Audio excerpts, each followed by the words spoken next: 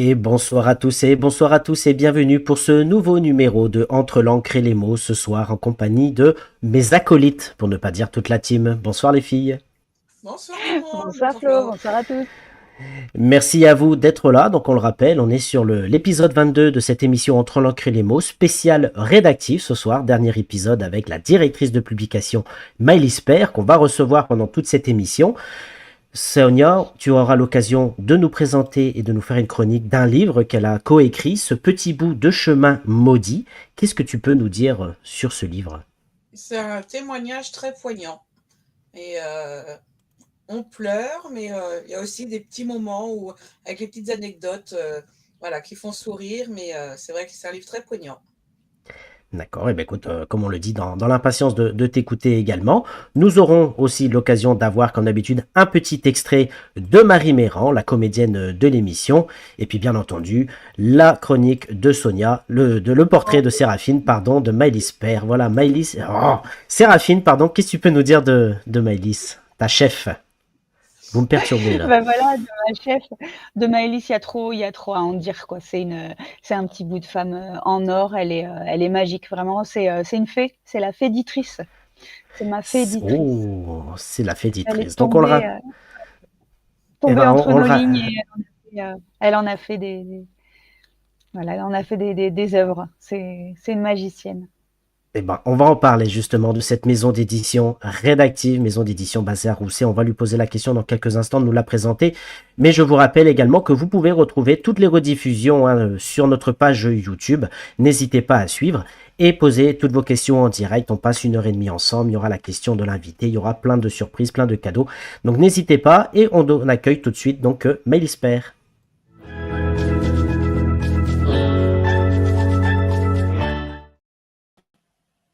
Bonsoir Maëlys. Bonsoir Florian, bonsoir à tous. Merci à toi, c'est un plaisir de te recevoir ce soir. Je suis un petit peu ému, tu vois, j'en tremble place tellement je suis heureux de te recevoir ce soir. Et tu sais pourquoi. Je sais pourquoi et le plaisir et l'émotion sont très largement partagés. Et tu sais pourquoi aussi. Et ben, en tout cas, je suis ravi de te recevoir dans le cadre, on l'a dit, de ce mois spécial rédactif dans cette émission Entre l'encre et les mots. On a eu l'occasion, tous ceux qui nous regardent le savent, de recevoir David Varnery, André Danquesi, Bernadette Mesbourian, Marie-Pierre Clamins, Laura Cagnot et mercredi dernier, Alexis Bringuier. Voilà, merci à toi parce qu'on a fait de très belles découvertes. On a vu pas mal de gens venir poser des questions. Mais voilà, c'est cette maison d'édition rédactive, c'est avant tout une histoire de famille, c'est Maëlys Père qui l'a créée. Mais qui est Maëlys Père? Est-ce que tu peux te présenter pour toutes les personnes qui nous rejoignent? Ils sont déjà très nombreux. Alors je suis une maman comblée de 48 ans, bientôt 49, mais ça faut pas le dire. Et donc je suis une maman comblée et une femme comblée. Enfin voilà, je pense que les quelques mots que Séraphine ont prononcés en introduction le montrent. J'ai la chance d'être extrêmement bien entourée, que ce soit sur le plan familial, sur le plan amical, sur le plan professionnel, et par mes auteurs qui sont un petit peu tout ça en même temps. En fait, voilà, c'est comme ça que j'ai envie de me définir. Je me sens comblée. Et ben merci à toi en tout cas pour cette présentation, hein. Donc on salue toutes les personnes qui sont là. D'ailleurs, je vois que Jacques-Laurent Amar est avec nous. Bonsoir Jacques-Laurent, ravi de te retrouver. Évidemment, Dominique qui nous dit fée éditrice, hein. En tout cas, c'est un très joli mot trouvé par nos séraphines. Voilà, Isabelle qui est avec nous. Donc bonsoir à tous. N'hésitez pas à poser vos questions. Maëlys, est-ce que tu peux nous dire, toi, comment tu es rentrée dans le monde de l'édition? Ça, c'est quelque chose, c'est une bonne question qui nous revient en disant, mais voilà, il y en a certains qui décident d'écrire. Pourquoi, toi, tu as décidé de te lancer dans l'édition? Alors, c'est issu d'une très longue histoire. En fait, j'ai toujours su que ma place était au milieu des livres. J'ai découvert la lecture très, très jeune. Et j'ai toujours passé énormément de moments à lire depuis que je sais lire. Vraiment, quand j'ai découvert la lecture, j'ai découvert le monde que je ne découvrirais vraisemblablement jamais dans son intégralité. J'ai découvert des gens, j'ai découvert des univers. C'est quelque chose qui m'a toujours fascinée, accompagnée, réconfortée. Donc très naturellement, j'ai fait des études de lettres. Très naturellement, j'ai travaillé en librairie pendant très longtemps parce que c'était un très bon moyen pour moi de transmettre à d'autres cette passion que j'ai pour la lecture et pour la littérature. Et si je suis devenue éditrice, alors pour le coup, c'est en très très grande partie grâce à celle qui reste mon petit ange. Et ce petit ange, c'est Julia. C'est la fille d'Hélène qui est effectivement décédée dans des circonstances assez dramatiques à l'âge de 15 ans.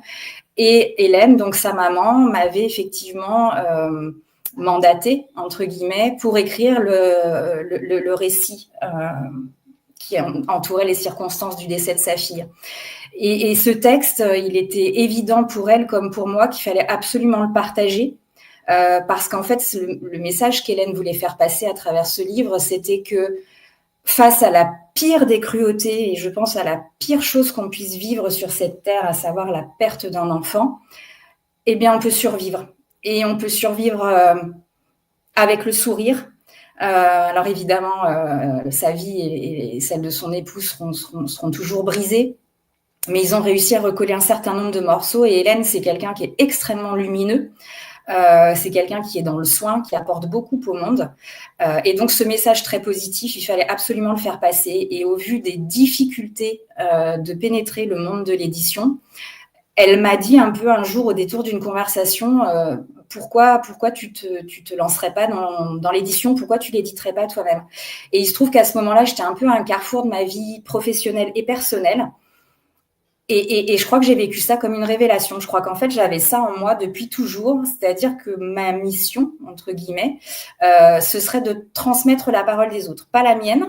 Enfin, pas la mienne. Je transmets évidemment mes messages à travers les ouvrages que je choisis de publier. Mais je ne me sens pas suffisamment habile pour écrire. Je ne me sens pas à l'imagination pour inscrire un texte dans une fiction. En revanche, il y a des gens qui font ça très, très bien. Et du coup, moi, mon rôle, c'est de mettre en relation ces auteurs avec des lecteurs. Et en fait, voilà, je pense que ma place était vraiment celle-ci. C'était ni du côté du libraire, ni du côté des auteurs. C'était de faire le pont entre ces deux mondes pour faire accéder à la lecture et à de très bons textes un maximum de gens. D'accord, merci beaucoup. Et est-ce que c'est comme ça, on pourrait dire, que Rédactive est né, ou est-ce que tu avais quelques projets un petit peu en amont avant? Non, avant d'ouvrir les éditions Rédactive, j'avais une société qui s'appelait Rédactive pour le coup, mais qui était où je faisais des missions d'écrivain public. C'est dans ce cadre-là que Hélène a fait appel à moi pour écrire le récit qui entourait le décès de Julia. Mais donc j'avais des projets d'écriture, j'avais des projets qui consistaient à accompagner les gens à livrer un message par écrit parce qu'ils ne se sentaient pas capables, souvent à tort d'ailleurs, où ils étaient trop aux prises avec leurs émotions pour le faire eux-mêmes. Mais j'ai jamais conscientisé le projet de monter une maison d'édition. C'est vraiment venu d'un coup sous l'impulsion d'Hélène et c'est devenu une évidence à ce moment-là.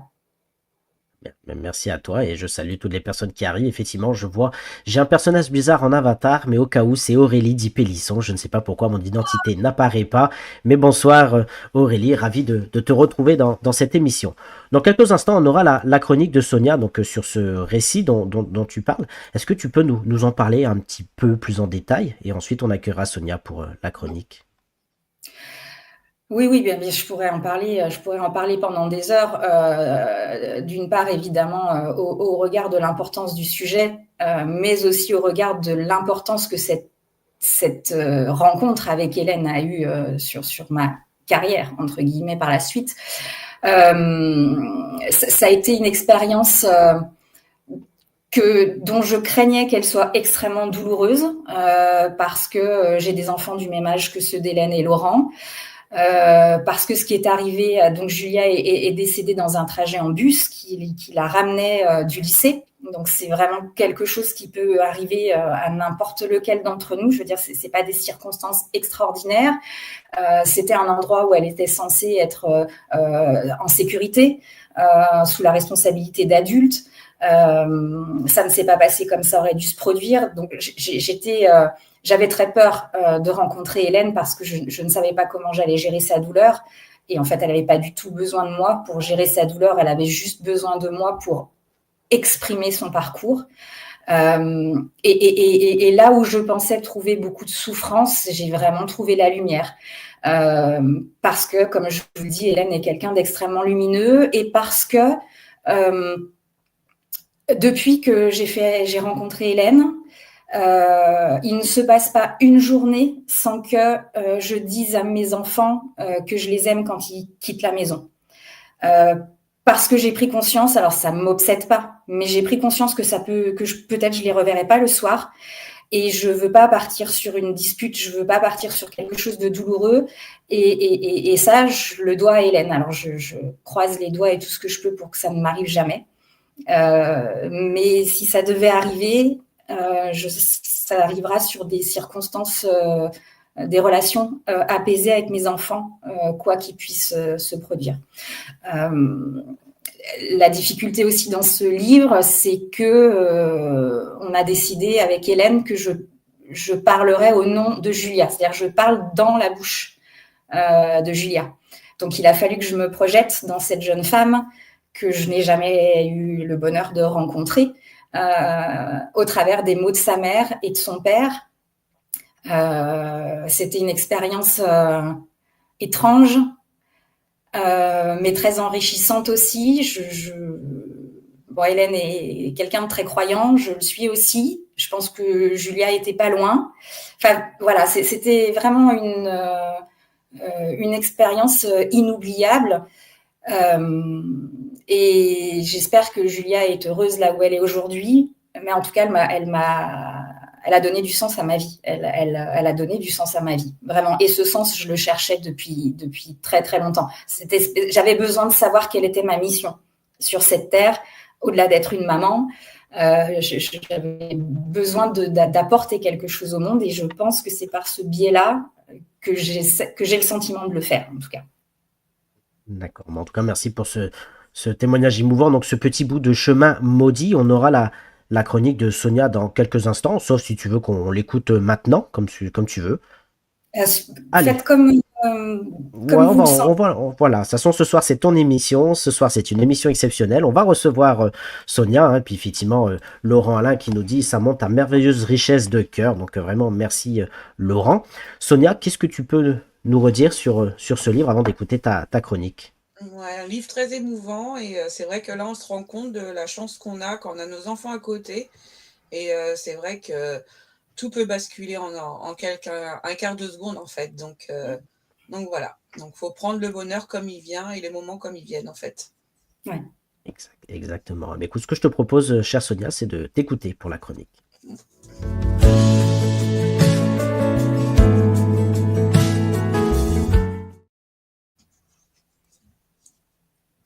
27 mars 2014. Ou comment une simple date, un jour ordinaire, peut faire basculer une famille entière. Cette famille, c'est celle d'Hélène, qui vit avec son mari et leurs 2 filles. Une vie heureuse jusqu'au jour où un accident de la route leur arrache Julia, seulement âgée de 15 ans. Je pense que le mot arracher n'est même pas assez fort quand on parle de la perte de son enfant, qui avait tellement de choses à vivre. Ce jour-là, Julia, tranquillement installée dans son bus scolaire, ne verra pas son arrêt, ne verra pas ses parents et sa petite sœur arriver juste après qu'un poids lourd les ait percutés par l'arrière alors qu'ils étaient à l'arrêt. Comment peut-on imaginer le choc psychologique qu'a dû subir cette famille à cet instant? Avec ce roman, on apprend à connaître cette jeune fille, Julia, qui avait des rêves de fille de son âge. On va apprendre également que ce jour-là, son bus n'a pas pris l'itinéraire habituel. Pourquoi se trouvait-il là? Ce drame aurait-il pu être évité? Alors comment ne pas être en colère? Beaucoup de questions, mais les réponses arriveront-elles jusqu'à cette famille brisée? Mettre des mots sur ces mots, oui, cela peut soulager, entre guillemets, mais c'est surtout un moyen de mettre en avant les lenteurs du système judiciaire, de sensibiliser les personnes qui ont entre leurs mains un volant, car ce n'est pas un objet anodin. Avec ce roman, Hélène, sous la plume de Maëlys, nous livre son combat, mais également son chagrin, sa douleur. Comment peut-on un jour se relever d'une perte aussi immense? Tout y est écrit avec pudeur, sincérité. En fait, c'est un cri du cœur, un cri déchirant qui nous embarque dans une tragédie sans nom. Un roman qui nous prouve qu'il faut profiter des moments présents et qu'il faut se battre coûte que coûte pour que justice soit faite. Ne pas faire sa propre justice, mais défoncer des portes pour connaître une vérité qui peut faire très mal. Ce petit bout de chemin maudit, Maëlys, est-ce que tu veux rajouter quelque chose? Oui, bah c'est ça, effectivement. Il y avait cette volonté de témoigner qu'on peut survivre à ça. Et puis il y avait tout l'aspect injustice et incompréhension. Le procès a fini par avoir lieu il y a quelques années, mais je pense bien 7 ou 8 ans après le décès de Julia. Donc, quand tu parles de lenteur administrative, effectivement, les peines ont été minimes, alors que bon, vraisemblablement, de ce que j'en sais, il y avait quand même des vraies responsabilités. C'est révoltant. C'est révoltant et ça n'arrive pas qu'aux autres. Et là, en l'occurrence, c'est arrivé juste à côté de chez moi. Je ne connaissais pas Hélène et Laurent le jour où l'accident s'est produit. En revanche, ils connaissent très bien le papa de mes enfants. Et je me souviens qu'il m'a appelée en pleurs en me disant j'ai 2 amis qui viennent de perdre leur petite et sans les connaître, j'étais complètement bouleversée. J'imaginais pas que nos routes se croiseraient de cette manière-là plus tard.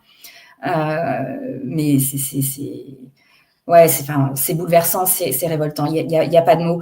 Il y a pas de mots, mais c'est ce qui met encore plus, c'est ce qui force encore plus mon admiration vis-à-vis de personnes comme Hélène et Laurent qui ont gardé la tête haute, qui ont continué à avancer, qui se sont battus pour Romane, leur deuxième fille, la petite sœur de Julia, et qui arrive à rire et à sourire et à faire du bien aux gens autour d'eux. Enfin, je suis pas du tout sûre d'être capable de ça à leur place. Donc, ce sont des personnes admirables et il fallait en parler, il fallait leur rendre hommage. Merci à toi en tout cas pour ce témoignage. Sonia? Non, Ah non, je te voyais secouer la tête. En tout cas, merci Maëlys de nous avoir parlé de ce livre. Hein. N'hésitez pas à poser vos questions si vous le souhaitez. Donc il y a Bernadette qui nous dit c'est une manifestation bouleversante et révoltante de l'absurde. Et ben voilà, donc effectivement. Et j'ai vu aussi un commentaire donc de Laurie qui nous disait effectivement qu'elle se souvenait de cette rencontre à Plénier. Voilà. Oui, effectivement, au début des éditions rédactives, Laurie, donc, qui travaillait en médiathèque, nous avait reçus avec Hélène pour une conférence, et c'était une des premières, et c'était un très très beau souvenir, effectivement. Eh ben merci à tous. Donc on le rappelle, tu es directrice de publication chez Rédactive, donc cette maison d'édition qu'on a eu l'honneur de mettre en avant sur tout l'ensemble du mois de février. Et il y a une question intéressante de Tali qui nous dit effectivement, chère Maëlys, entre le moment où l'idée de maison d'édition a germé et celui où il s'est réalisé, il s'est passé combien de temps? Eh ben franchement, pas grand-chose, parce que vu que j'avais déjà les statuts, que toute la partie administrative était prête, je pense que ça a pris quelques semaines. Alors, pas pour la publication du premier livre, parce que ça, c'est quelque chose qui se déroule sur le temps plus long. Mais en fait, vu que toute la structure administrative était prête, ça a été immédiat. J'ai juste rajouté édition derrière Rédactive, qui était le nom de ma société d'avant, et c'est parti. Moi, je suis... c'est certainement une médaille et son revers, mais je suis quelqu'un qui fonce. Enfin, j'ai tendance à, voilà, quand il y a quelque chose que je sens, j'y vais. Alors, parfois, je ferais mieux de réfléchir un petit peu plus avant plutôt qu'après. Mais voilà, généralement, quand la décision est vraiment prise, ça va très vite derrière. Et moi, j'aurais une question. Pourquoi Rédactive ? Alors, pourquoi Rédactive ? Parce que avant d'être une maison d'édition, donc c'était une société où je faisais donc des prestations d'écriture et notamment des prestations de rédaction. Du coup, j'ai voulu quelque chose qui soit un jeu de mots sur rédaction. Dans le mot rédaction, le mot raid me correspondait bien parce que j'aime beaucoup cette couleur qui est péchue, enfin, qui est tout un tas de symbolique pour moi. Il y a le mot active qui, je pense, me correspond plutôt bien aussi. Du coup, voilà, c'est devenu rédactive et je l'ai gardé parce que je me suis identifiée à ce mot-là et voilà. Là, c'est un mot qui va très bien et puis je confirme, tu es quelqu'un de très actif en tout cas, effectivement. Question intéressante et je vais poser la question de Dominique juste après, de Bernadette qui demande est-ce que tu sais quel était le premier livre publié? Est-ce que tu t'en souviens? Aux éditions rédactives. Je dirais que c'est celui d'Hélène, hein, le premier. Ensuite, il a dû y avoir les romans de Dragan Jovanovic et dans la foulée, celui de Jean-Pierre Scolari sur la guerre des feux, sur les pompiers. Et là aussi, c'est vraiment étonnant, mais ça me le fait dans tous les domaines de ma vie. Je rencontre des gens et un jour, ils mettent en lumière une partie de ma vie. Et donc, j'ai rencontré Jean-Pierre, j'ai été fascinée par son métier de pompier, parce que j'ai un grand respect pour les pompiers, et sans imaginer à ce moment-là que mon fils deviendrait pompier. Et mon fils est pompier aujourd'hui. Alors, il n'y a pas de lien direct, mais ça met en lumière un des aspects de ma rencontre avec Jean-Pierre à ce moment-là. Voilà, donc je pense qu'ils ont été dans cet ordre-là, mais pour moi, oui, le premier, ça a été celui d'Hélène. D'accord. Dominique qui nous dit « Chère Maëlys, quels sont les obstacles auxquels on se confronte à l'ouverture d'une maison d'édition au tout début ?» Alors, les obstacles auxquels on se confronte au début, c'est un peu les mêmes qu'aujourd'hui à une échelle différente. C'est le manque de notoriété. Alors déjà, quand on a une petite notoriété et qu'on existe depuis 7 ans, c'est compliqué d'aller convaincre les libraires. Mais alors au début, quand on n'a même pas quelques lecteurs qui vous suivent, c'est vraiment le parcours du combattant. Donc ça se fait petit à petit avec le réseau des uns et des autres. Alors pour le coup, Hélène, c'est quelque chose qui a permis à Rédactive d'être connue, vraiment avec des gros guillemets, hein, rapidement, parce que cette histoire avait quand même eu un retentissement assez important dans la région. Parce qu'Hélène était très entourée, qu'elle travaille dans une très grande entreprise de la région où tout le monde était au courant et donc où tout le monde a joué le jeu d'acheter ce bouquin. Et c'est comme ça, en fait, que le réseau s'est fait en étoile. Mais voilà, pour moi, l'obstacle principal à la création, c'était d'arriver à faire connaître, oui, mon travail éditorial et le travail des auteurs. D'accord. Bon, on rappelle, on l'a vu circuler tout à l'heure, qu'on peut retrouver tout plein d'informations sur Rédactive, donc sur ton site internet www.redactiveedition.com. Voilà, donc on va le laisser défiler un petit peu le temps que tout le monde ait le temps de noter. Pas mal de questions, hein. Valérie qui vient d'arriver, qui nous dit, si je comprends bien la question, quelques années après les débuts de ta maison d'édition, tes motifs ont-elles évolué? Si oui, en quoi? Qu'est-ce qui a changé? Waouh, vaste sujet. Mes motivations ont-elles changé?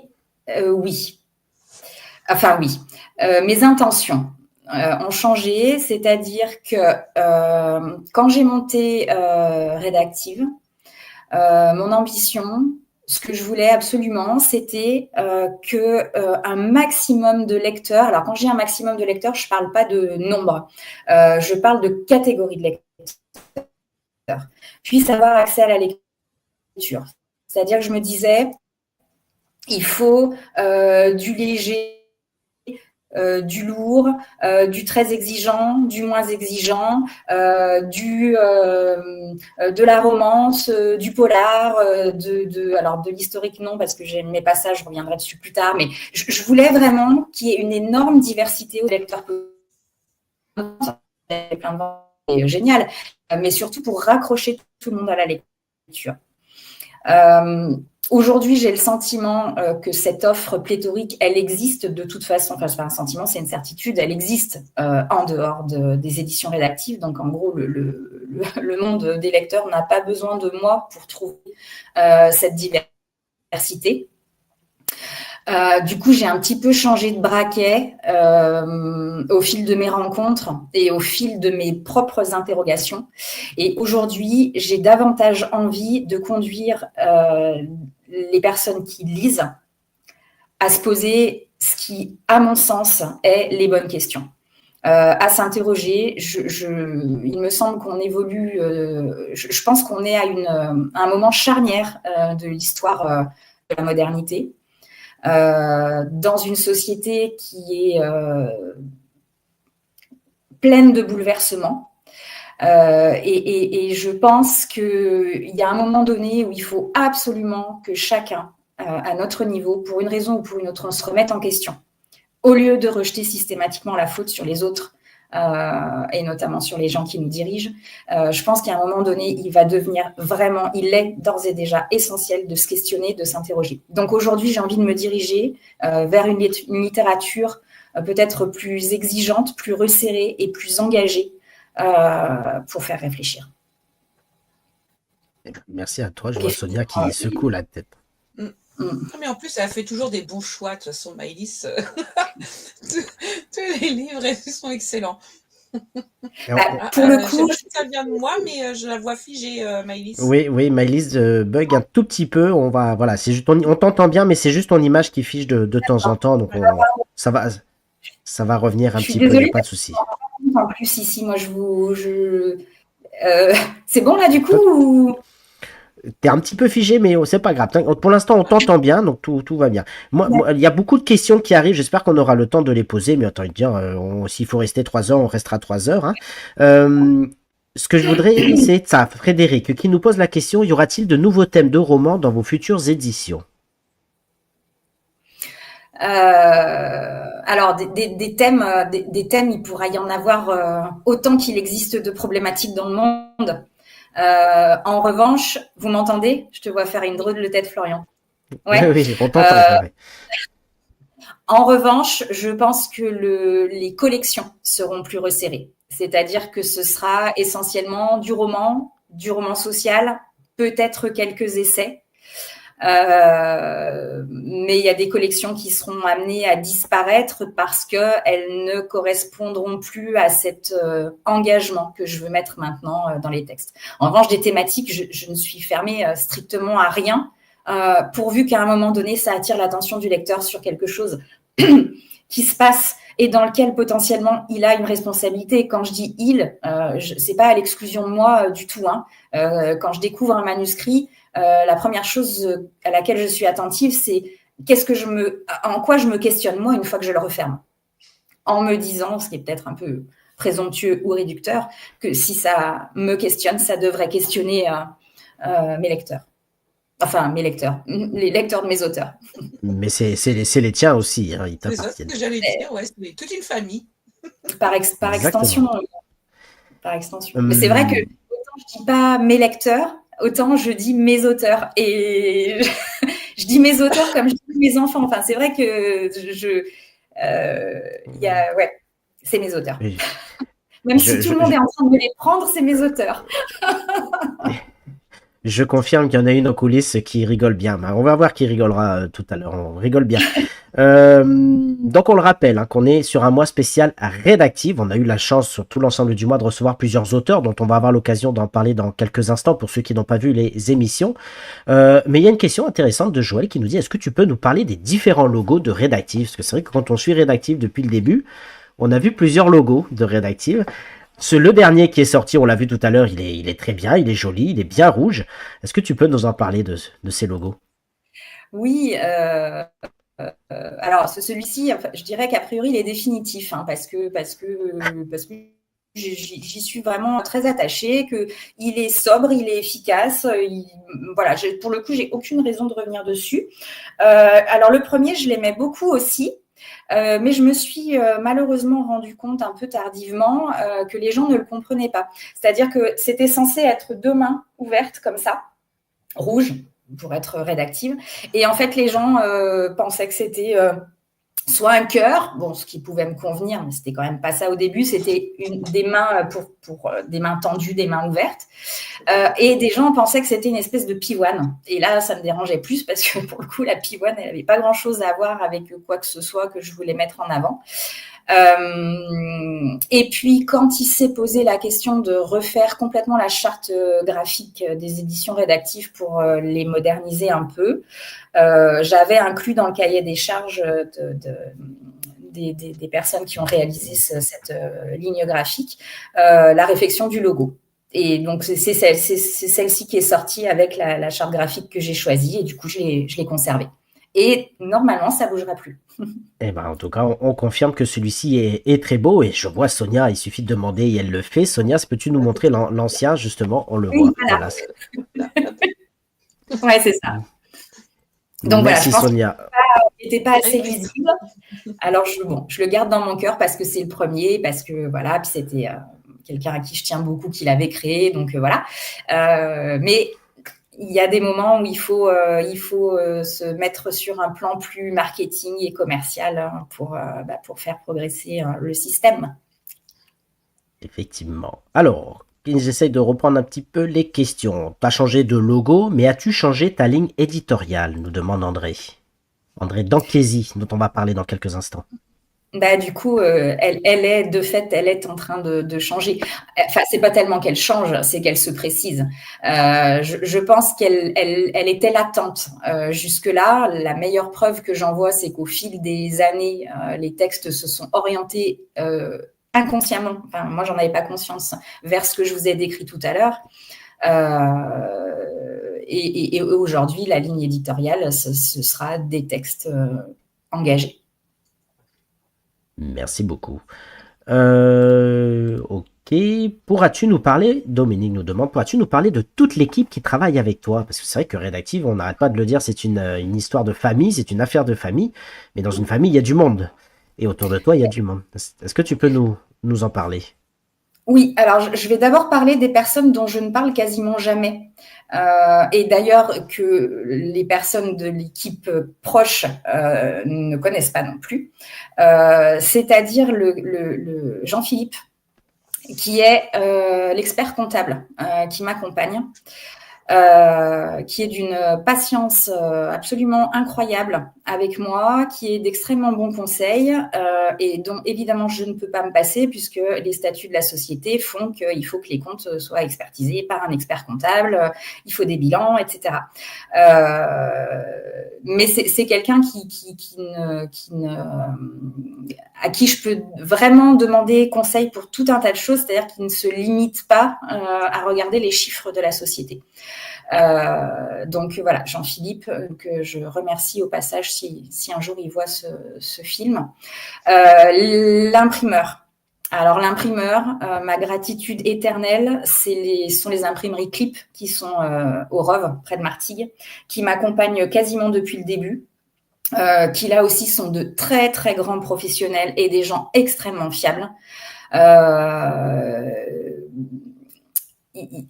Au-delà de l'aspect circuit court, parce que je tiens à ça, j'ai avec eux un rapport de confiance qui fait que si je fais une erreur sur une maquette, ils vont me le signaler sans sortir bêtement le BAT comme je l'avais envisagé, que si à un moment donné, il y a une erreur sur une commande qui vienne d'eux ou de moi, il n'y a jamais de reproche, il y a jamais, c'est toujours de la remise en question personnelle.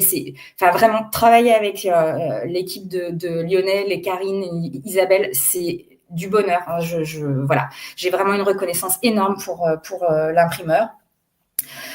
Et puis, alors, de manière plus resserrée, évidemment, je travaille donc avec Alexandra Père, qui est ma graphiste et dont, bien évidemment, je ne peux pas me passer non plus, mais dont vous avez entendu parler un petit peu plus régulièrement. Nathalie Breul-Makef, dont je ne citerai jamais assez le nom, que je considère réellement comme mon bras droit. D'abord, c'est la personne qui, généralement, à quelques exceptions près, lit les manuscrits la première. Donc, j'aime à dire qu'elle a un peu droit de vie et de mort sur les manuscrits qui arrivent chez nous, parce que je lui fais totalement confiance sur l'opinion qu'elle a des textes. C'est elle qui fait toute la correction, en collaboration très étroite avec les auteurs, et ça, je sais qu'ils l'apprécient énormément, c'est-à-dire qu'il n'y a pas de correction sauvage, il y a vraiment un travail d'analyse, d'échange, de justification du pourquoi et du comment. Et puis, elle m'aide aussi sur le maquettage. Donc, Nathalie est très, très précieuse. Il y a Joël qui m'accompagne énormément sur la partie, alors sur tout ce qui est bande-annonce. Et ça, j'y tiens parce que c'est devenu une petite marque de fabrique. Je pense que c'est assez astucieux et vendeur. Je parle pas uniquement chez nous, hein, je parle de manière générale parce qu'on est quand même à l'ère de l'image, donc je pense que ça peut être une bonne accroche pour les lecteurs. Donc Joël fait un travail assez formidable à ce niveau-là.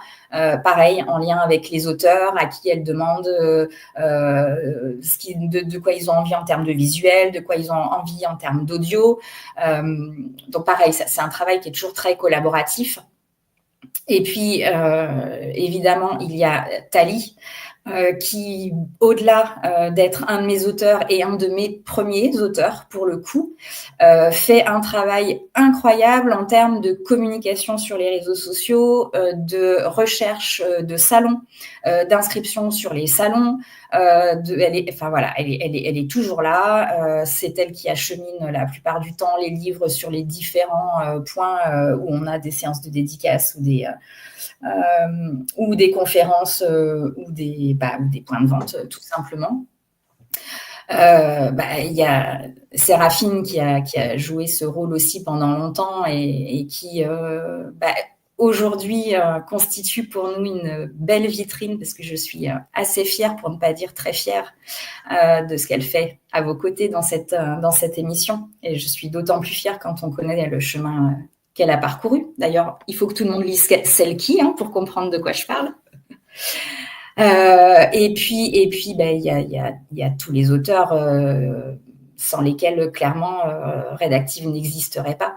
Et puis il y a tous les lecteurs sans lesquels Rédactive n'existerait pas non plus, parce que c'est bien beau d'avoir de bons textes, mais si personne les lit derrière, c'est pas très utile.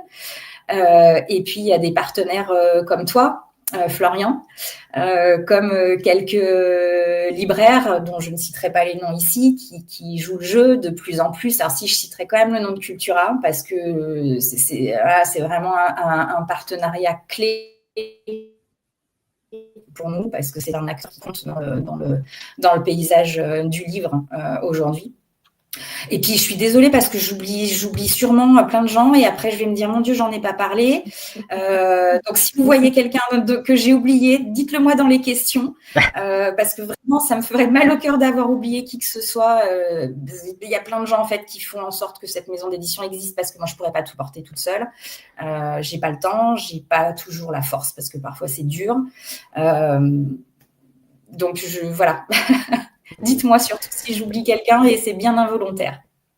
En tout cas, merci à toi et on remercie encore une fois toutes les personnes qui travaillent avec toi, puisque aussi ça permet d'avoir cette belle maison d'édition et Sonia en parle assez régulièrement. Voilà, tu découvres de très belles plumes qu'on découvre chaque jour. Donc vraiment, merci à toutes et à tous. Pas mal de questions. Nathalie Breuil qui répond, ta famille. Voilà, donc vraiment, merci à elle aussi.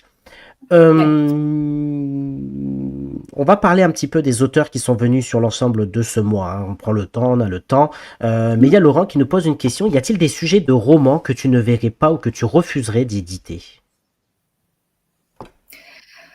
Alors, des sujets, je suis pas sûre. En tout cas, j'en ai pas qui me viennent à l'esprit aujourd'hui.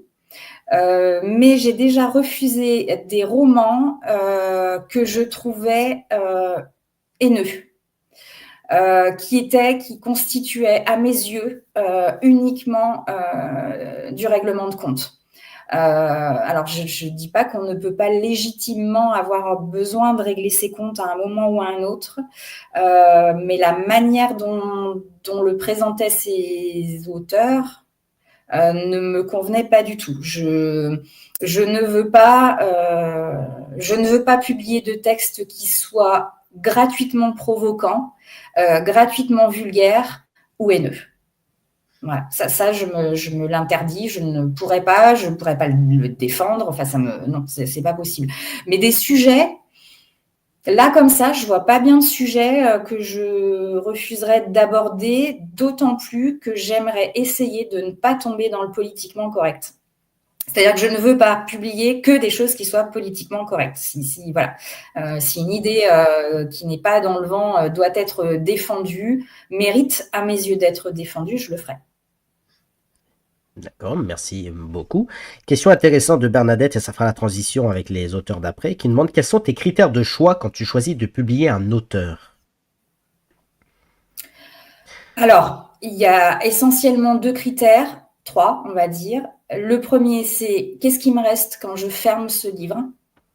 Qu'est-ce qui me reste quand je ferme ce livre? Le deuxième, c'est que l'écriture doit être vraiment exigeante. Je veux maintenant publier des textes qui soient vraiment travaillés. Parce que pour moi, la langue française fait partie de ce qui doit absolument être défendu aujourd'hui.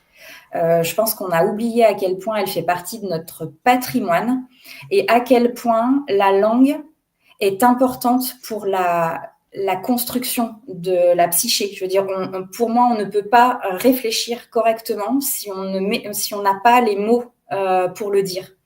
Donc, je veux défendre des textes qui soient le plus aboutis possible. Alors, ils le seront parfaitement à mes yeux, peut-être pas pour tout le monde, mais qui soient le plus aboutis possible, de manière à élever le niveau de pensée. Et élever le niveau de pensée, c'est pas faire de la propagande, c'est pas balancer des tas de poncifs, c'est aussi apprendre aux gens à réfléchir en leur donnant le vocabulaire et les tournures qui vont leur permettre de le faire. Donc, la première réponse, c'est qu'est-ce qui me reste de ce livre quand je l'ai fermé? La deuxième, c'est quelle est la qualité et l'exigence de l'écriture? Et la troisième, c'est je tiens quand même, pour pas tomber dans une espèce de morale complètement absconse, à ce que l'intrigue soit prenante. Je veux que le lecteur passe, qu'il ait la possibilité de lire à 2 niveaux, qu'il puisse avoir simplement un bon moment de plaisir au travers d'une intrigue, bien ficelée, avec des personnages bien campés, avec une psychologie bien affirmée. Et donc, ils peuvent garder simplement ce niveau de lecture s'ils le souhaitent et aller plus loin en s'interrogeant avec l'auteur et avec moi sur le pourquoi et les comment de la psychologie de ces personnages. Quand tu parles de ça, ça fait une belle transition justement sur les auteurs que nous avons reçus ce mois-ci. Hein, vous vous en souvenez, hein, je vous rappelle que vous pouvez retrouver toutes les rediffusions de ces lives donc en flashant ce QR code hein, sur la page YouTube, mais vous pouvez aussi retrouver toutes les émissions en direct le mercredi et le vendredi à 19h30.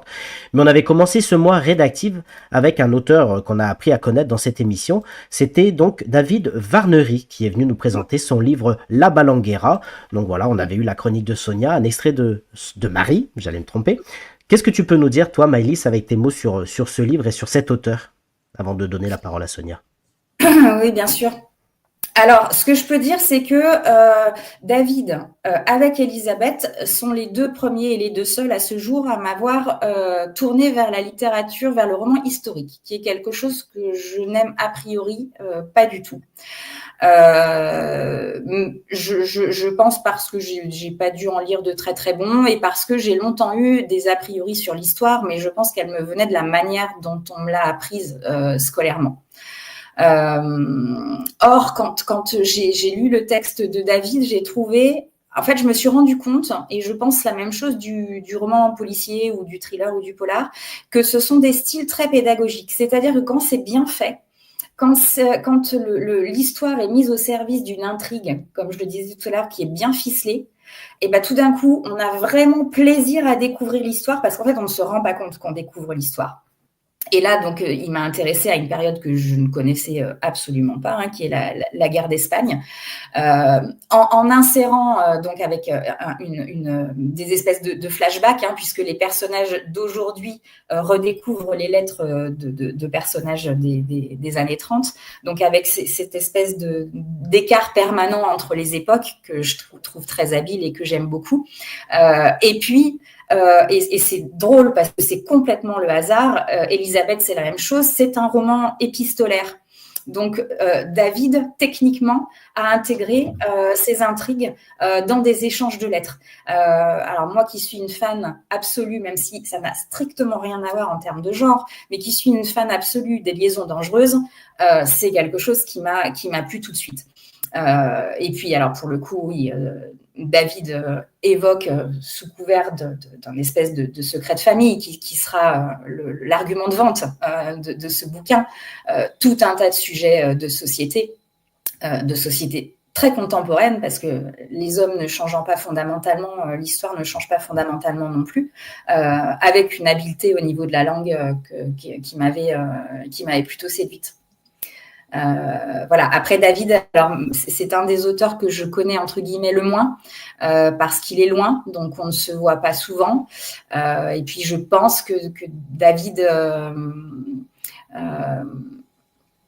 je pense que Redactive aurait dû faire plus pour promouvoir ce texte en d'autres circonstances, avec d'autres moyens et d'autres. Voilà, il n'a pas eu la visibilité que j'aurais voulu, et c'est bien dommage.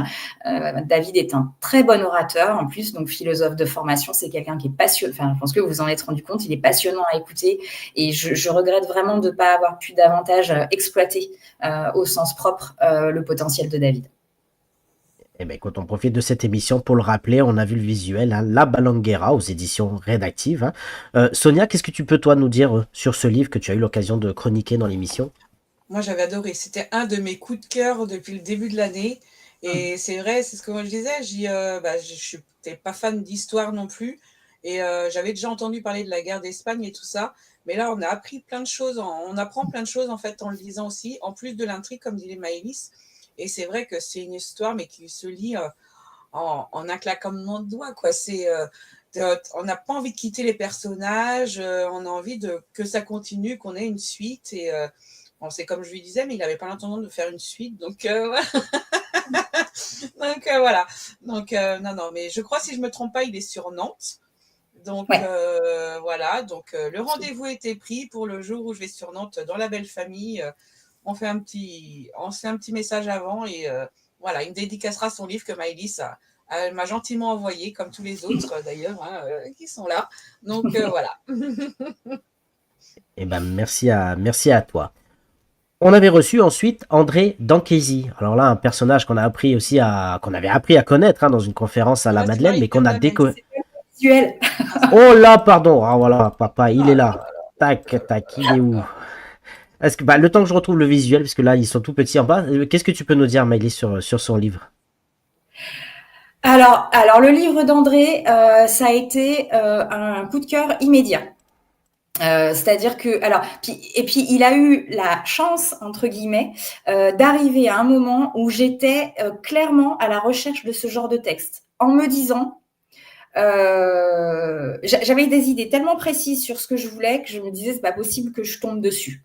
Et puis, hasard ou pas, parce que je crois pas bien au hasard, je rencontre donc André sur le salon du livre d'Aubagne. Il sait qu'il y a une éditrice dans le coin. Il se dit, je vais lui apporter mon manuscrit. Il me donne son manuscrit. J'ai dû le lire 2 ou 3 jours après, et vraiment j'ai été complètement séduite. Alors là aussi, vraiment l'écriture, c'est ciselé, c'est efficace, ça va droit au but, mais c'est poétique en même temps. Et puis ce personnage qui est tout fissuré, enfin moi ça me parle. Ça me parle parce que je pense qu'on l'est tous, et que on a souvent tendance à vouloir le cacher. Alors je sais pas, par pudeur, par orgueil, mais je pense que si on était plus sincères les uns avec les autres, je rejoins un peu ce que disait Alexis mercredi.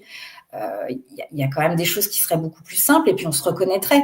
On se sentirait moins seul, parce qu'en réalité, je pense qu'on est tous fissurés, et c'est normal, et c'est pas grave, mais il faut le dire pour profiter de la solidarité, pour profiter de l'expérience des autres.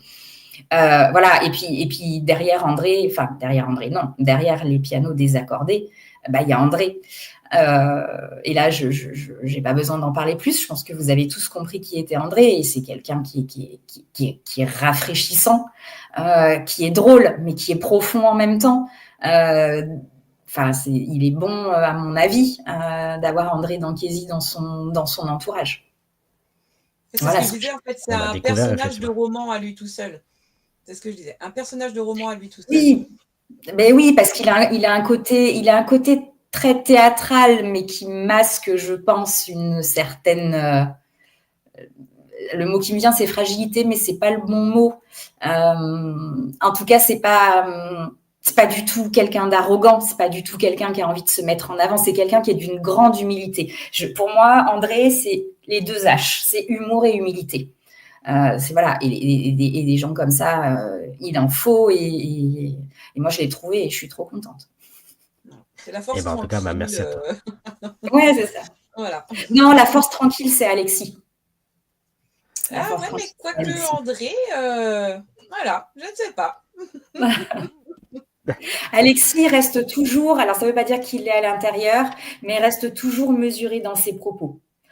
André, si quelque chose l'agace, il va être beaucoup plus démonstratif qu'Alexis, qui est, c'est ça que j'appelle la force tranquille en fait. C'est que quoi qu'il arrive, ça reste lisse. André n'a pas n'est pas lisse. Alexis n'est pas lisse non plus, hein, mais extérieurement, il le paraîtra davantage. Merci beaucoup et on salue aussi André. Juste un petit commentaire qui vient d'arriver que je souhaite partager avec toi, chère Maëlys. Bruno, trop forte ma femme, continue et va au bout de tes rêves. À coup de livres rédactifs, tu franchiras tous les murs. Voilà, merci Bruno. Voilà, je dis rien. J'imagine. Je suis touchée, je suis fière, je suis émue et effectivement, cette phrase de Jean-Jacques Goldman est une phrase qui m'accompagne depuis très longtemps.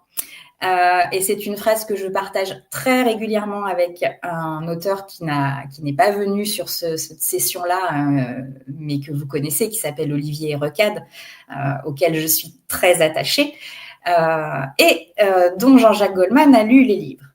Et Jean-Jacques Goldman a été honoré d'avoir été convié à la lecture de ses livres et s'est régalé. Et du coup, pour moi, c'est une espèce de consécration de me dire que cet homme qui m'a dit un jour à coup de livre, tu franchiras tous ces murs, eh ben, aujourd'hui, indirectement, a une reconnaissance de mon travail enfin, voilà, c'est chouette. Et ça, c'est grâce à Olivier. Merci à lui. Et puis effectivement, quand il veut, il vient dans cette émission. Ce qu'on refera, hein, on l'annonce ce soir, on refera un mois spécial rédactive. Maëlys, quand tu veux. C'est noté, t'inquiète pas. Mais je le sais, je le sais. C'est pour ça que je le dis. Bernadette aussi qui est venue après. Sonia, si tu peux nous dire le titre. Alors je l'ai plus en tête. Parce que moi, j'en ai tellement. J'en lis 3 par semaine. Alors, je plaisante. Voilà. Bernadette Mesbourian, effectivement, qui était venue avec nous présenter Maître, donc toujours aux éditions rédactives, parce qu'on le rappelle, c'était un mois spécial rédactif sur ce mois de février. Maëlys, qu'est-ce que tu peux nous dire sur Bernadette ? Alors, je vais d'abord parler de son livre parce Bien que sûr. depuis tout à l'heure, alors à part André que j'ai connu avant son livre, David et Bernadette, j'ai connu leur livre avant de les connaître eux. Bernadette, ça a été aussi un énorme coup de cœur de lire Maître. Alors, c'est extrêmement bien écrit. C'est quelqu'un, Bernadette, de ce point de vue-là, elle me fait beaucoup penser à Olivier, justement, dont je parlais à l'instant. Ce sont des orfèvres, c'est-à-dire qu'ils choisissent chaque mot, chaque tournure de phrase. Il n'y a absolument rien qui est laissé au hasard. Et ça, moi, c'est quelque chose que je trouve très pertinent, très impressionnant. Enfin, je suis suffisamment consciente du pouvoir et du poids des mots pour vraiment avoir une reconnaissance énorme pour les gens qui les choisissent et qui savent les choisir et qui font la démarche de les choisir. Donc Bernadette, son texte sur le plan littéraire, c'est juste parfait. Et puis c'est quelqu'un qui explore à fond la carte de la psychologie des gens et qui vous emmène donc au cœur de cette famille profondément dysfonctionnelle qui en arrive à un acte absolument abominable. Et on comprend comment les personnages en arrivent là. Et on comprend tellement comment ils en arrivent là qu'on ne peut plus les juger. Et ça, je trouve ça formidable. Il y a un film qui m'a bouleversée, qui est pour moi un film culte. C'est un film qui s'appelle La Dernière Marche, avec Sean Penn et Susan Sarandon. C'est l'histoire d'un jeune homme qui a violé et assassiné un jeune couple, qui est condamné à mort. Et ce film est extrêmement bien fait parce qu'on voit pendant tout le film vraiment les actes qui ont été commis. On voit le déchirement des familles. Et on voit en même temps d'où vient ce criminel. Et on le voit sur le chemin de la rédemption grâce à Susan Sarandon, donc, qui est une religieuse et qui l'accompagne dans le couloir de la mort. Et ce film est tellement bien fait qu'à la fin, quand je sais pas comment dire, quand on lui a fait l'injection létale, hein, parce que ça va au bout, on pleure et on ne sait plus sur qui on pleure. Parce qu'on ne peut plus juger ce gars. Et pourtant, ce qu'il a fait, c'est abominable. Et ben, chez Bernadette, c'est ça. On a des personnages qui se retrouvent dans des situations à commettre des actes qui sont absolument répréhensibles. Et pourtant, quand on détricote leur psychisme et leur histoire et qu'on arrive à comprendre comment ils en sont arrivés là, mais on ne peut plus condamner personne. Et ça, je trouve ça d'une pertinence absolue et je trouve que c'est extrêmement fort de sa part d'avoir réussi justement à créer des personnages aussi sombres sans que le lecteur les condamne absolument. Et puis, évidemment, par la suite, j'ai rencontré Bernadette, qui se trouve être bien évidemment aussi fine que ce qu'elle écrit, et qui en plus, alors pour le coup, je ne le savais pas, mais a un parallélisme d'études avec moi. Enfin, on a fait les mêmes études, donc on se rejoint sur un certain nombre de choses, on a beaucoup de points en commun. Bernadette, c'est pareil, enfin, on pourrait l'écouter parler des heures, elle est vraiment... c'est quelqu'un qui va dans la profondeur des choses, et moi j'ai besoin de ça. J'ai besoin de ça et c'est ça que je veux donner. C'est ce qu'on a découvert effectivement dans le cadre du portrait de Séraphine. Et en plus, grâce à André qui était venu avant elle, on a eu la recette de la moussaka. Et ça, c'était vraiment une très bonne idée. Et merci encore, André. C'est super bon. Je ne le ferai jamais, mais c'est super bon. Exactement. Sonia, est-ce que tu veux rajouter quelque chose? Moi, j'avais bien aimé lui dire qu'on adore détester ses personnages. C'est ça. C'est ça. Et même merci beaucoup. Ensuite, on a eu Marie-Pierre Clamins qui est venue donc nous présenter le premier tome donc de sa série Le Monde d'Orion, l'illusion du savoir, où là aussi on a passé un agréable moment où effectivement même Séraphine a trouvé des similitudes. Qu'est-ce que tu peux nous dire, Maëlys, sur l'auteur et sur le livre? Donc Marie-Pierre, c'est pareil, j'ai rencontré son texte avant de la rencontrer elle. Je l'ai même rencontrée très très tardivement par rapport à mes autres auteurs. Alors, Marie-Pierre, elle est arrivée aussi, comme André, au bon moment, parce que je me disais, il faudrait quand même que je fasse quelque chose pour la jeunesse, mais j'avais jamais trouvé de texte qui m'avait suffisamment convaincue. Et puis, ça faisait longtemps qu'on me bassinait avec de la fantaisie, de la science-fiction, qui ne sont pas du tout mon truc. Et là, j'ai trouvé un peu les deux ingrédients, mais le côté fantaisie suffisamment léger pour qu'il passe très bien et suffisamment léger pour être complètement pertinent. Mais c'est pas ça qui m'a séduit dans le bouquin de Bernadette, de Marie-Pierre. Ça c'est venu conforter mon choix. Ce qui m'a plu, c'est que moi, qui ai besoin de me poser des questions quand je ferme un bouquin, alors là, quand on ferme celui-ci, on ne sait plus où on est. Effectivement, comme elle l'expliquait très bien dans l'émission, elle remet en question tout un tas de croyances qu'on nous a inculquées, à tort ou à raison. À raison parce qu'il faut bien partir de quelque chose pour se construire. Le tort, c'est peut-être qu'on ne nous aide. Quand je dis nous, quand je dis on, je pense surtout aux médias et aux réseaux sociaux. On ne nous éduque pas suffisamment, à mon avis, à développer notre esprit critique. Donc, effectivement, c'est très facile. Enfin, je veux dire, quand on voit que je pense que chez les Russes, un grand nombre de Russes qui sont en Russie sont ignorants des comportements, des agissements de Poutine. Donc, je veux dire, manipuler les masses, c'est très facile, d'autant plus quand les masses ont été déséduquées à faire fonctionner leur esprit critique. Et c'est vraiment, voilà, le livre de Marie-Pierre, c'est vraiment ça.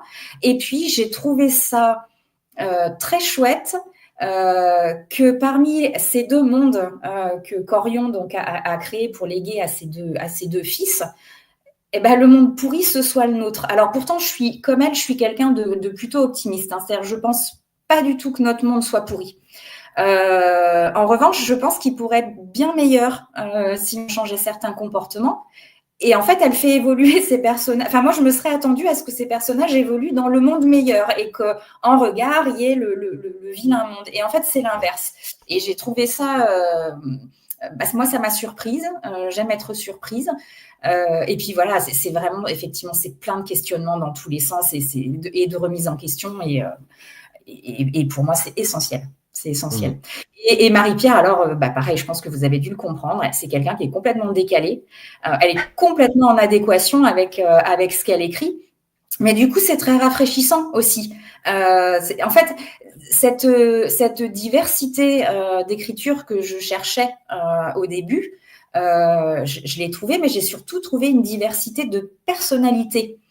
C'est-à-dire qu'ils sont tous formidables. Je pense que j'ai plus besoin de chercher à en convaincre personne, mais tous très différents. Et c'est super enrichissant pour moi. Quand je vous disais tout à l'heure que je me sentais comblée, je me sens comblée et je me sens riche parce que toutes ces personnes, alors il y a mes auteurs et là on est là pour parler d'eux, mais il y a les personnes qui sont dans mon atelier d'écriture, il y a mes amis, il y en a pas deux qui se ressemblent et moi je me nourris vraiment de leurs anecdotes, de leurs opinions. Je trouve ça formidable. Voilà, je me suis Oui. éloignée du sujet. Non, non, pas de souci. Et quelque chose qui avait été remarqué aussi, c'était cette couverture justement qui sépare les deux mondes. On en avait beaucoup parlé. Qu'est-ce qui t'a plu dans cette couverture également? Alors franchement, esthétiquement, je la trouve magnifique. C'est une de mes préférées sur le plan purement esthétique. Et puis, alors pour le coup, autant il y en a qui surprennent, comme le rond sur le texte du cube d'Alexis, autant celle-ci, elle est complètement en adéquation avec le contenu du bouquin. Effectivement, cet anneau, donc comme l'expliquait Marie-Pierre, c'est un anneau de passage entre les deux mondes. Il en est très souvent question dans le roman. L'espèce de fissure blanche qui sépare l'anneau en deux symbolise très bien les deux mondes, avec un d'un côté qui est beaucoup plus obscur que l'autre. Les deux personnages... un des deux, c'est Zimbra, donc c'est cette jeune femme de Moum qui vient faire un état des lieux sur la Terre. L'homme, il pourrait avoir plusieurs représentations, mais ça pourrait notamment être Dark. Enfin, vraiment, elle est parfaite. Elle est parfaite, cette couverture. Exactement. Merci. Sonia? Oui, moi j'avais adoré. Et franchement, je lui ai dit, j'attends la suite avec impatience. Et mon fils est en plein dedans et franchement, il adore. Donc 14 Oui, ans, voilà. C'est ça. C'est top parce qu'effectivement, il fonctionne très très bien pour les adultes. Mais il fonctionne très bien pour les ados. Alors un peu grand parce que l'écriture est quand même assez exigeante, hein, mais ça fonctionne bien pour les grands adolescents. Je suis contente si ton fils adhère aussi, Sonia, parce que pour le coup, ça fait... Tous les soirs, je lui dis, Diwan, il est l'heure de... Ouais, encore un chapitre, s'il te plaît. Ah, c'est génial. Là, c'est top parce que pour le coup, c'est un très bon vecteur pour amener des jeunes à pérenniser la lecture derrière, quoi. Et ça, c'était mon objectif. En plus, même en français, hein, je vois au collège, maintenant, c'est plus comme nous, on apprenait, enfin, on lisait les livres de Pagnol ou de Molière et de ça. Et ils sont vraiment sur le fantastique depuis la 6e, ils sont sur le fantastique et tout ça. Et là, il dit, je suis sûre que je le prête à ma prof de français, elle va l'adorer. Ah, qui se gêne pas surtout, hein. Allez-y. Merci beaucoup, Sonia. Merci beaucoup. On a eu ensuite Lola Cagno. Alors là aussi, on a une auteure qu'on a découvert de la région lyonnaise. Hein. Les deux prochains, justement, c'est les deux auteurs, hein, on l'a bien compris, de la région lyonnaise, qui est venue nous présenter son livre « Vous qui passez sans nous voir ». Ça se passe dans un bus. Qu'est-ce que tu peux nous en dire de ce livre, Maëlys ? Alors, ce livre aussi, je l'ai choisi assez rapidement au fil de ma lecture. Là, le concept qui m'a énormément plu dans le livre de Lola, c'est cette manière qu'on a tous, parce qu'on est débordé, parce qu'on est auto-centré, pour tout un tas de bonnes raisons, passer à côté des gens sans les voir. Ça m'est arrivé de passer dans la rue, de voir des gens pleurer et personne s'arrêtait pour aller voir ce qui se passait. Enfin, il y a un moment donné, évidemment, on peut pas regarder tout le monde. Mais quand même, ouvrir un peu les yeux sur ce qui se passe autour de soi et sur qui y a. Donc, il y a cet aspect romanesque d'imaginer qui y sont. Ça, je pense qu'on s'y livre tous plus ou moins à certains moments parce que c'est rigolo, parce qu'effectivement, il y a des personnalités qui dégagent certaines choses plus que d'autres. Mais le concept, c'était ce qui m'a vraiment intéressée, c'est de se dire, oui, en fait, les gens qu'on croise, c'est pas des boîtes vides. C'est des gens qui ont un cœur, une vie, des émotions, et sans doute moi qui me nourris comme ça des gens qui m'entourent, ben, je me dis, on pourrait se nourrir encore beaucoup plus si on regardait réellement, si on prenait vraiment la peine d'ouvrir les yeux sur les gens qui nous entourent ou sur les gens qu'on croise. Et en tout cas, essayer d'éviter toujours pareil, de les juger. Je sais que c'est très difficile de ne pas juger, mais je trouve ça abominable de juger sur un physique, de juger sur une attitude, sur une manière de se tenir, sur une manière de parler, sur tout un tas de barrières qui tombent dans le bus de Lola. Et j'ai trouvé ça super intéressant. Et pareil, donc j'ai découvert le texte avant de découvrir Lola. Et quand j'ai découvert Lola, elle est ce qui m'a touchée chez elle, c'est sa pudeur. C'est quelqu'un d'extrêmement pudique. Et je trouve ça très beau. Parce qu'elle est pudique, mais elle n'est pas sur la réserve non plus. C'est pas quelqu'un de renfermé. C'est pas quelqu'un qui refuse le contact. C'est quelqu'un qui se laisse même approcher finalement assez facilement.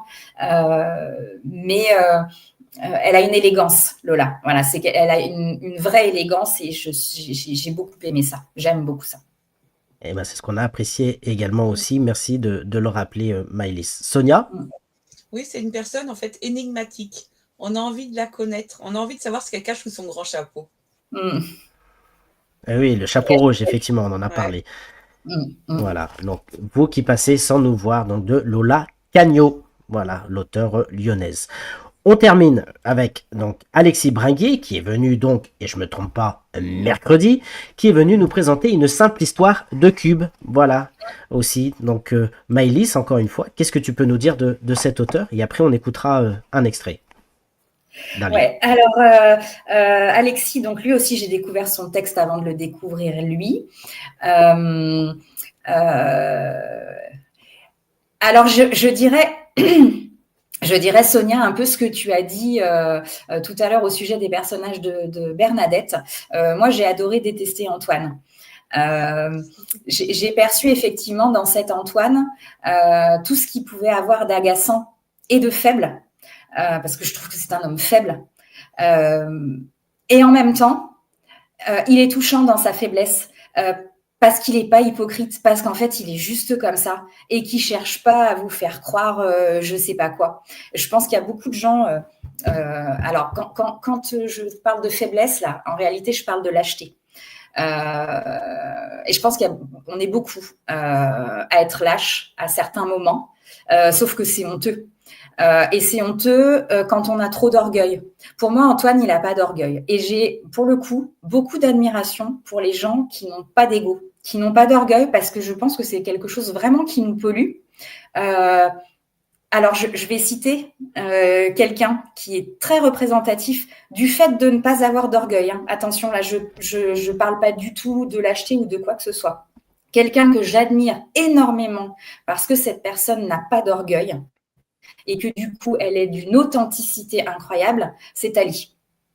Voilà, ça, moi, franchement, le jour où j'arrive à me départir de mon orgueil, je pense que mon monde va changer. Je serai sauvée. Bon, je crois que ça m'arrivera jamais parce qu'il est trop ancré. Mais voilà, quelqu'un comme Tali, pour moi, c'est formidable. Quelqu'un comme Antoine, c'est formidable aussi. Parce que, en fait, il s'accepte. Je ne sais même pas s'il se pose la question, c'est comme ça et c'est tout.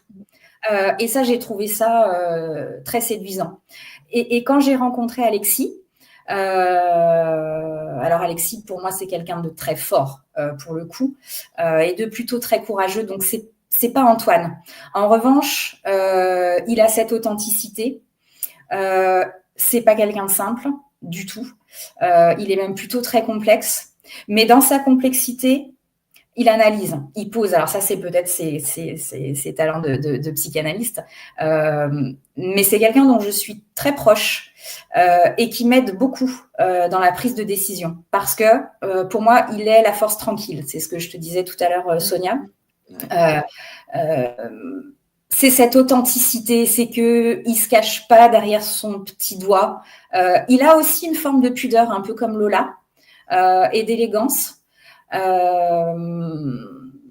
Mais ouais, pour moi, c'est quelqu'un de très solide. Et de ce point de vue-là, c'est complètement le contraire d'Antoine. Alors, je perçois quelques petits aspects peut-être un peu autobiographiques, mais vraiment pas tant que ça. Sonia, est-ce que tu retrouves également ce que dit Maëlys dans ce livre? Voilà. Et en fait, Alexis, c'est quelqu'un de vrai. En fait, quand on l'écoute parler, c'est quelqu'un de vrai et qui n'accepte pas les compliments. Ça, c'est impressionnant. C'est le moindre compliment qu'on lui faisait mercredi, c'est mais non, c'est pas ça, c'est impressionnant. Et c'est vrai que c'est une personne qu'on écouterait aussi pendant des heures parler, hein. C'est vrai que là, il était pas au bout de au meilleur de sa forme, mais c'est vrai que voilà. Mais les compliments, faut qu'il apprenne à les recevoir aussi, je pense. Bah, comme il a dit, c'est encore un petit garçon, il va apprendre. Non, mais les hommes restent des petits garçons jusqu'à la fin. Pareil. Bon, je suis le seul garçon de l'émission, je vais rien dire, mais... Voilà, c'est ça. Non, là, tu peux rien dire. Non. Effectivement, donc une simple histoire de cube de Alexis Bringuier qu'on a eu la chance de recevoir donc ce mercredi et encore une fois qu'on peut retrouver toutes les rediffusions sur la page YouTube et l'échange avec Séraphine effectivement était assez intéressant. Donc on l'a vu, on peut retrouver l'ensemble de ces livres, l'ensemble de ces auteurs sur le site www.éditionredactive.com. Pas mal de commentaires qui sont arrivés. Donc Joël qui nous dit quel portrait magnifique, merci Joël. Laurent qui nous dit j'ai la chance de te connaître Maëlys, hormis le côté professionnel de directrice, tu aimes tes auteurs et tu en parles d'une façon si émouvante que très belle personne, ce n'est pas suffisant, magnifique c'est mieux. Voilà, merci Laurent. Ce que je vous propose maintenant, c'est d'écouter un extrait. Marie, à titre exceptionnel, a enregistré un extrait ce soir que je vous propose donc d'écouter tout de suite.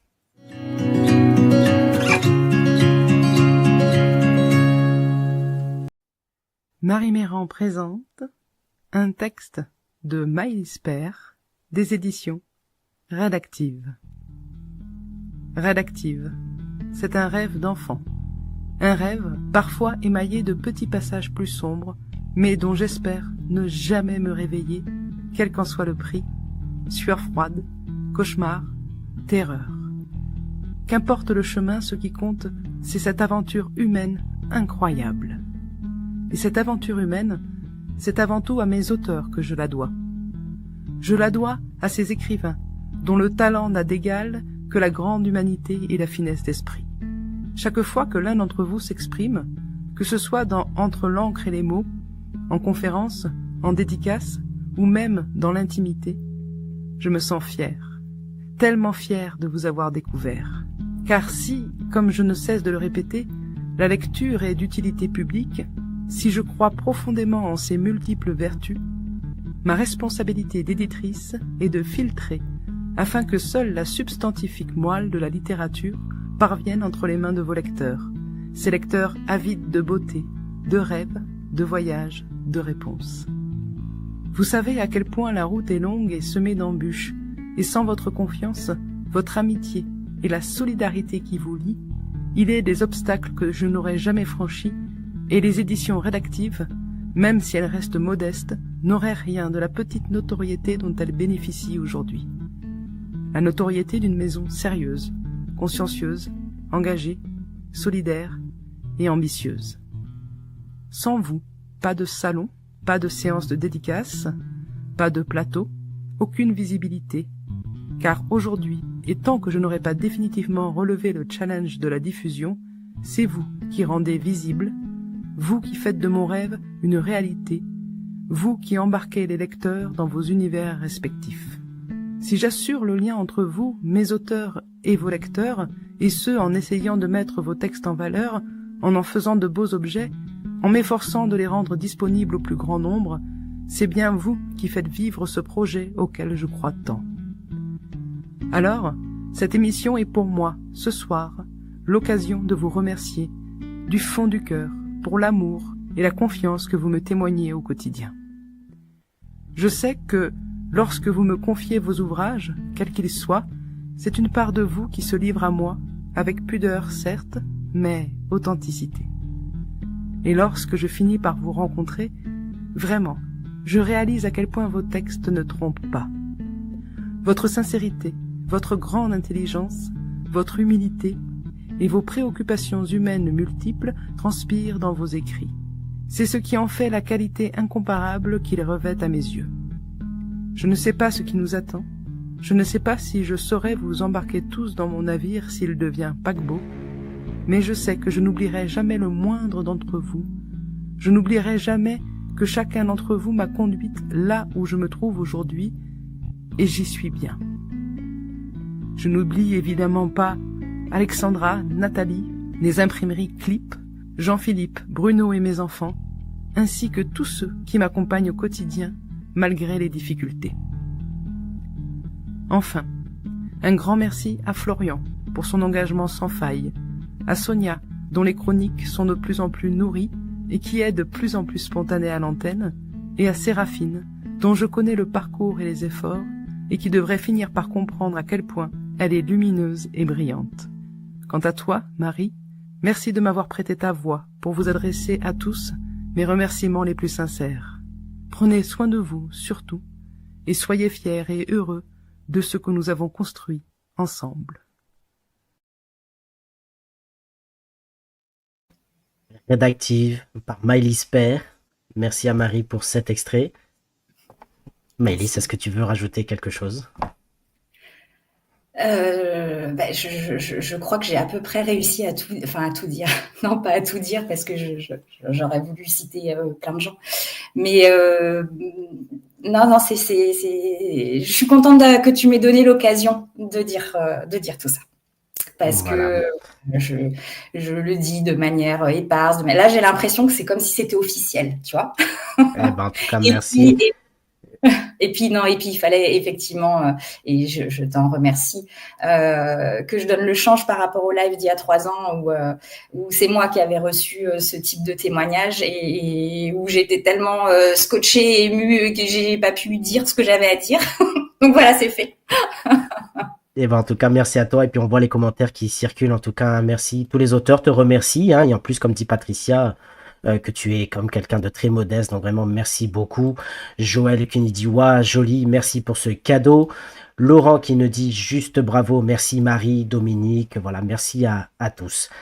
Tali, on en parlait justement, qui dit quel magnifique message, la gorge se noue, je pense que nous sommes nombreux à être émus en ce moment. Maëlys, tu nous avais pas prévenu qu'il fallait avoir une boîte de mouchoirs à proximité. Voilà, à chacun son tour, comme on dit. Voilà. Tu m'avais pas prévenu la dernière fois non plus. Voilà, en tout cas, merci à toi. Sonia, est-ce que tu veux rajouter quelque chose à ce qu'a dit Maëlys? Je lui dirai peut-être tout à l'heure. Allez, ça va, on va voir après avec Séraphine. Et bien à ce moment-là, ça nous donne l'occasion de faire une belle transition pour répondre à la question de l'invité.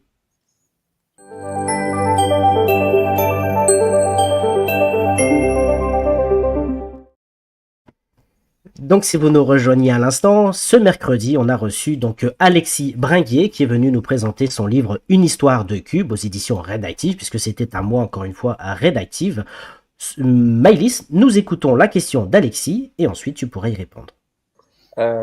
Maëlys a mis son cœur dans cette maison d'édition et c'est sa force première que de s'être investie de cette manière-là dans cette entreprise, puisqu'en faisant ça, elle a entrepris au sens littéral du terme, ce qui est peut-être pas la chose la plus naturelle et la plus évidente pour elle, et qui l'a mise et qui la met face à des réflexions qui sont parfois très dures entre le cœur et la réalité parfois. Aussi, j'ai une double question, quelle est ta plus grande fierté et si tu devais changer un truc, tu changerais quoi dans ce que tu as fait pour Rédactive? avec le recul. Voilà pour la question donc de Alexis Bringuier qui était avec nous ce mercredi. Maëlys, qu'est-ce que tu as envie de lui répondre? Alors, cher Alexis, tu sais déjà la réponse aux deux. Ma plus grande fierté, alors spontanément, je dirais ma plus grande fierté, c'est vous. Sauf que c'est pas moi j'ai pas à être fière de vous, c'est vous qui devez être fière de vous. Donc moi, je suis fière de vous avoir repéré. Je suis fière d'avoir compris avant d'autres, même si d'autres le comprendront après moi, que vous aviez du talent, que vous étiez de très belles personnes. Donc, je suis fière d'avoir réuni ces personnes autour de moi et de pouvoir, de vous voir fonctionner entre vous, en dehors de moi. J'adore voir vos petits messages sur le groupe que Séraphine a créé d'ailleurs, et de voir que tout ça, ça fonctionne au-delà de moi. C'est une grande fierté. Je suis, comme je le disais tout à l'heure, je suis hyper fière chaque fois que je vous vois intervenir quelque part. Et alors, franchement, cette semaine, enfin pas cette semaine, ce mois-ci, pardon, ça a été un régal. Et là, Bruno pourrait en témoigner parce qu'il était à côté de moi, le pauvre, chaque fois.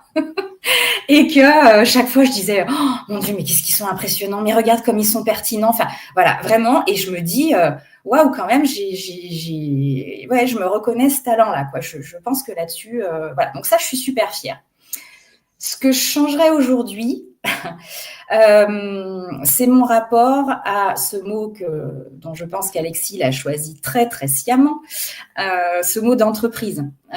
C'est-à-dire que si je devais changer quelque chose aujourd'hui, et c'est bon an, mal an ce que je suis en train d'essayer de faire, c'est qu'effectivement, j'ai lancé une entreprise et qu'il va falloir à un moment ou à un autre que je le considère davantage comme une entreprise que comme une famille. Alors l'un n'exclut pas l'autre, bien évidemment. Sauf qu'à vouloir porter tout le monde, vous êtes quand même une trentaine. En réalité, j'ai porté personne. C'est-à-dire qu'aujourd'hui, là où vous pourriez avoir une notoriété beaucoup plus importante si j'avais été votre agent ou si j'avais eu 3 personnes sur mon catalogue, au final, on ne vous voit pas. Et ça, c'est un regret. Je suis quelqu'un qui a très peu de regrets. Alors, je le mets entre guillemets parce que ça serait un regret si Rédactif s'arrêtait demain. Mais là, Rédactif, vraisemblablement, ne va pas s'arrêter demain et je vais essayer de faire différemment. Donc, je pourrais jamais regretter parce que j'aurais essayé. Mais ce cœur dont parle Alexis, qui fait ma force, il a aussi un revers, c'est que du coup, je suis à certains égards trop indulgente, pas assez combative. Et que j'arrive pas à vous porter comme vous le mériteriez. Donc, ce qu'il faut que je change, c'est ça. Il faut que je réduise la voilure pour pouvoir me concentrer davantage sur chacun d'entre vous. Il faut que je fasse des choix différents, alors qui vont me coûter énormément sur le plan humain. Mais si je les fais pas, Rédactif s'arrêtera. Et là, j'aurais perdu tout le monde. Donc, il va falloir faire des arbitrages qui vont être très douloureux, mais qui vont permettre à certains d'entre vous d'exister vraiment en tant qu'auteur, parce que c'est ce que vous êtes, parce que c'est pour ça que vous êtes dans une maison d'édition et pas en auto-édition, et qu'à un moment donné, il faut que je sois à la hauteur de ça. Voilà, je pense avoir répondu à la question, en tout cas pour Alexis. Eh bien, merci beaucoup, Maëlys. Donc, Alexis Brinquier, qui était avec nous pour ce livre, une simple histoire de cube. Donc, tu connais le principe de l'émission. La semaine prochaine, donc mercredi prochain, nous aurons la chance de recevoir Johanna Gustafsson pour son livre Les morsures du silence aux éditions Calman Levy, qui est sorti aux éditions Calman Levy au mois de janvier. On la recevra donc ce mercredi. Quelle est la question que tu aurais envie de lui poser ? Alors, Johanna, je te connais de nom, mais je ne t'ai jamais lu. Avant de te poser une question, je voudrais saluer le fait qu'avec la renommée que tu as et j'imagine les moyens de médiatisation qui sont autour de toi, de consacrer du temps à une émission comme celle de Florian.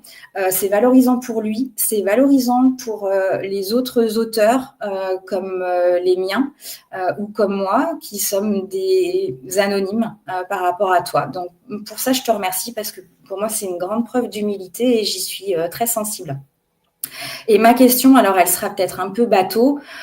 Pour moi, comme je le disais tout à l'heure, le thriller, le suspense, le polar sont des genres très didactiques, très pédagogiques. Je trouve que au travers d'une intrigue très bien ficelée et particulièrement dans ce domaine littéraire, on peut emmener le lecteur très loin et en profiter pour lui faire apprendre plein de choses à son insu. Et du coup, je voudrais savoir si c'est pour ça que tu as choisi ce genre-là, ou plus largement, pour quelles raisons est-ce que tu t'es orienté vers ce genre-là? Parce que, et encore une fois, je m'en excuse, ma connaissance de ta carrière est très limitée, mais j'ai le sentiment que c'est essentiellement vers ce type de littérature que tu te tournes. Merci.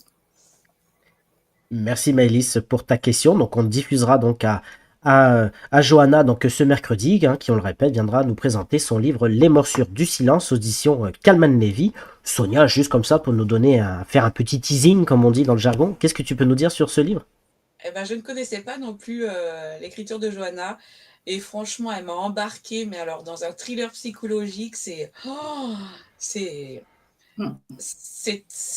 franchement, j'en suis restée sans voix par moment, donc je lisais d'un œil, pas facile de lire les yeux fermés, donc je laissais le j'imagine. deuxième ouvert, mais voilà quoi, non, franchement, un très très bon roman. Et ben voilà, un roman à découvrir donc la semaine prochaine, le mercredi 5 mars. C'est Aurélie qui nous dit, elle est très très sympathique, très professionnelle. Je l'ai rencontrée hier l'an dernier et sa manière de tisser les histoires est fascinante. Une autrice vraiment très humaine, je confirme.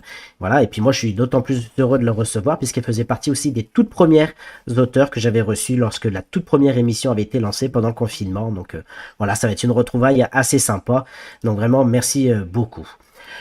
Voilà, écoute, on va arriver bientôt au portrait de Séraphine. Alors il y a eu pas mal de questions qui ont été posées tout à l'heure, mais voilà, il y en a une d'Olivier que j'aimerais te poser qui nous dit: peux-tu avouer où se situe ton vrai bureau, rendez-vous, décision, signature de contrat? Est-ce que ça se fait ou pas? Alors, mon bureau et mon QG avec Olivier, pas qu'avec Olivier d'ailleurs, mais beaucoup avec Olivier, c'est le bar qui est... Non, pas le bar, le café. Ah, c'est pas vrai. Le café. Alors, il fait café pendant une grande partie de la journée et il fait bar à d'autres occasions. Donc, c'est le café qui se situe sur la place du village, où donc, effectivement, on va régulièrement boire des cafés le matin et puis des verres de rosé plus tard dans la journée. D'ailleurs, Olivier, ça l'a pas fait. C'est celui où on est arrivé et on s'est retrouvé la dernière fois? Ah absolument. Oui, je confirme. Je confirme qu'il est assez sympa, effectivement. Ouais. C'est dans les films où c'est les avocats qui ont leur bureau dans les cafés comme ça aussi. Ils reçoivent leurs clients. Les détectives privés aussi qui aiment bien. Voilà, on a mis le petit détective privé de Rédactive en fait, on va dire. C'est ça. Voilà. Eh ben merci en tout cas. Donc il est temps maintenant de recevoir notre chère amie Séraphine, puisque je la vois, elle trépide d'impatience de te rejoindre, de rejoindre sa chef. Donc Séraphine qui est avec nous. Rebonsoir Séraphine.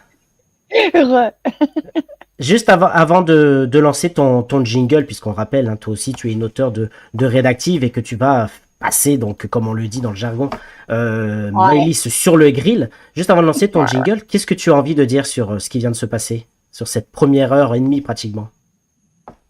Déjà, tu vois, normalement, je prends des notes pour pouvoir être pertinente après pendant le portrait. Et là, en fait, j'ai tout écouté, j'ai tout suivi. J'adore ta façon de parler de nous. Enfin, c'est génial. T'en parles d'une façon que même nous, on n'est pas capable d'exprimer, quoi. C'est fou. C'est parce que t'as peur que je t'abandonne sur l'autoroute. C'est pour ça que tu dis ça. Eh ben, c'est vrai que j'ai remarqué que ce soir, elle a pris aucune note. D'habitude, je la vois, elle note, elle écoute, machin. Là, rien que dalle, comme ça. Voilà. Ah, j'ai bu. Voilà. J'ai bu. Elle a bugué. Elle a bugué. Et ben voilà. Et ben maintenant, tu vas pas écouter. C'est nous qui allons t'écouter puisque c'est le moment Oui. donc du portrait de Séraphine. Donc justement, le jingle. Toi qu'on applaudit en silence pour ton talent et ta bienveillance. Ta plume danse sur nos ambitions, un tourbillon de création. Ton regard déguisé comme une lame découpe le texte pour en faire une flamme. Avec toi chaque mot trouve sa place comme un joyau taillé avec grâce. Merci pour tout ce que tu donnes, pour chaque page que tu façonnes. Ta magie transforme nos histoires en trésors de rêve et d'espoir. Tu es la boussole dans la tempête, la guide des âmes qui chartent la fête. Tu révèles en nous des horizons, on vogue grâce à tes corrections. Dans la lumière de tes conseils, nos récits prennent leur envol tel un nouveau soleil. Pour toi qui illumine nos voies, recevoir ta grâce est une grande joie. Merci pour tout ce que tu donnes, pour chaque page que tu façonnes. Ta magie transforme nos histoires en trésors de rêve et d'espoir.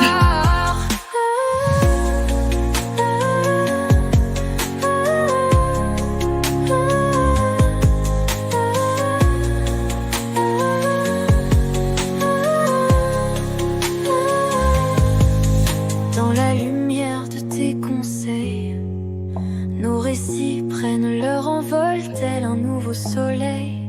Pour toi qui illumine nos voies, recevoir ta grâce est une grande foi.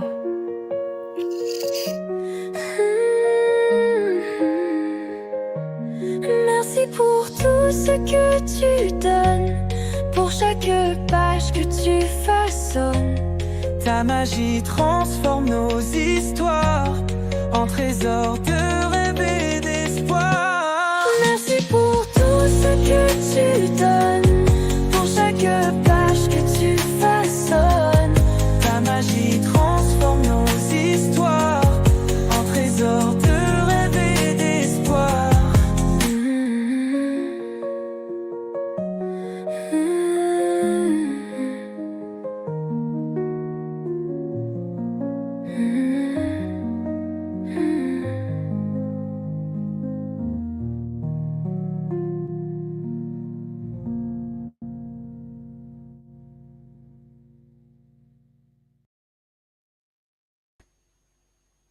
Voilà, cher Maëlys. Ah, attends, oula, qu'est-ce qui se passe? Voilà, excuse-moi, on t'a pas entendu. Qu'est-ce que tu as dit?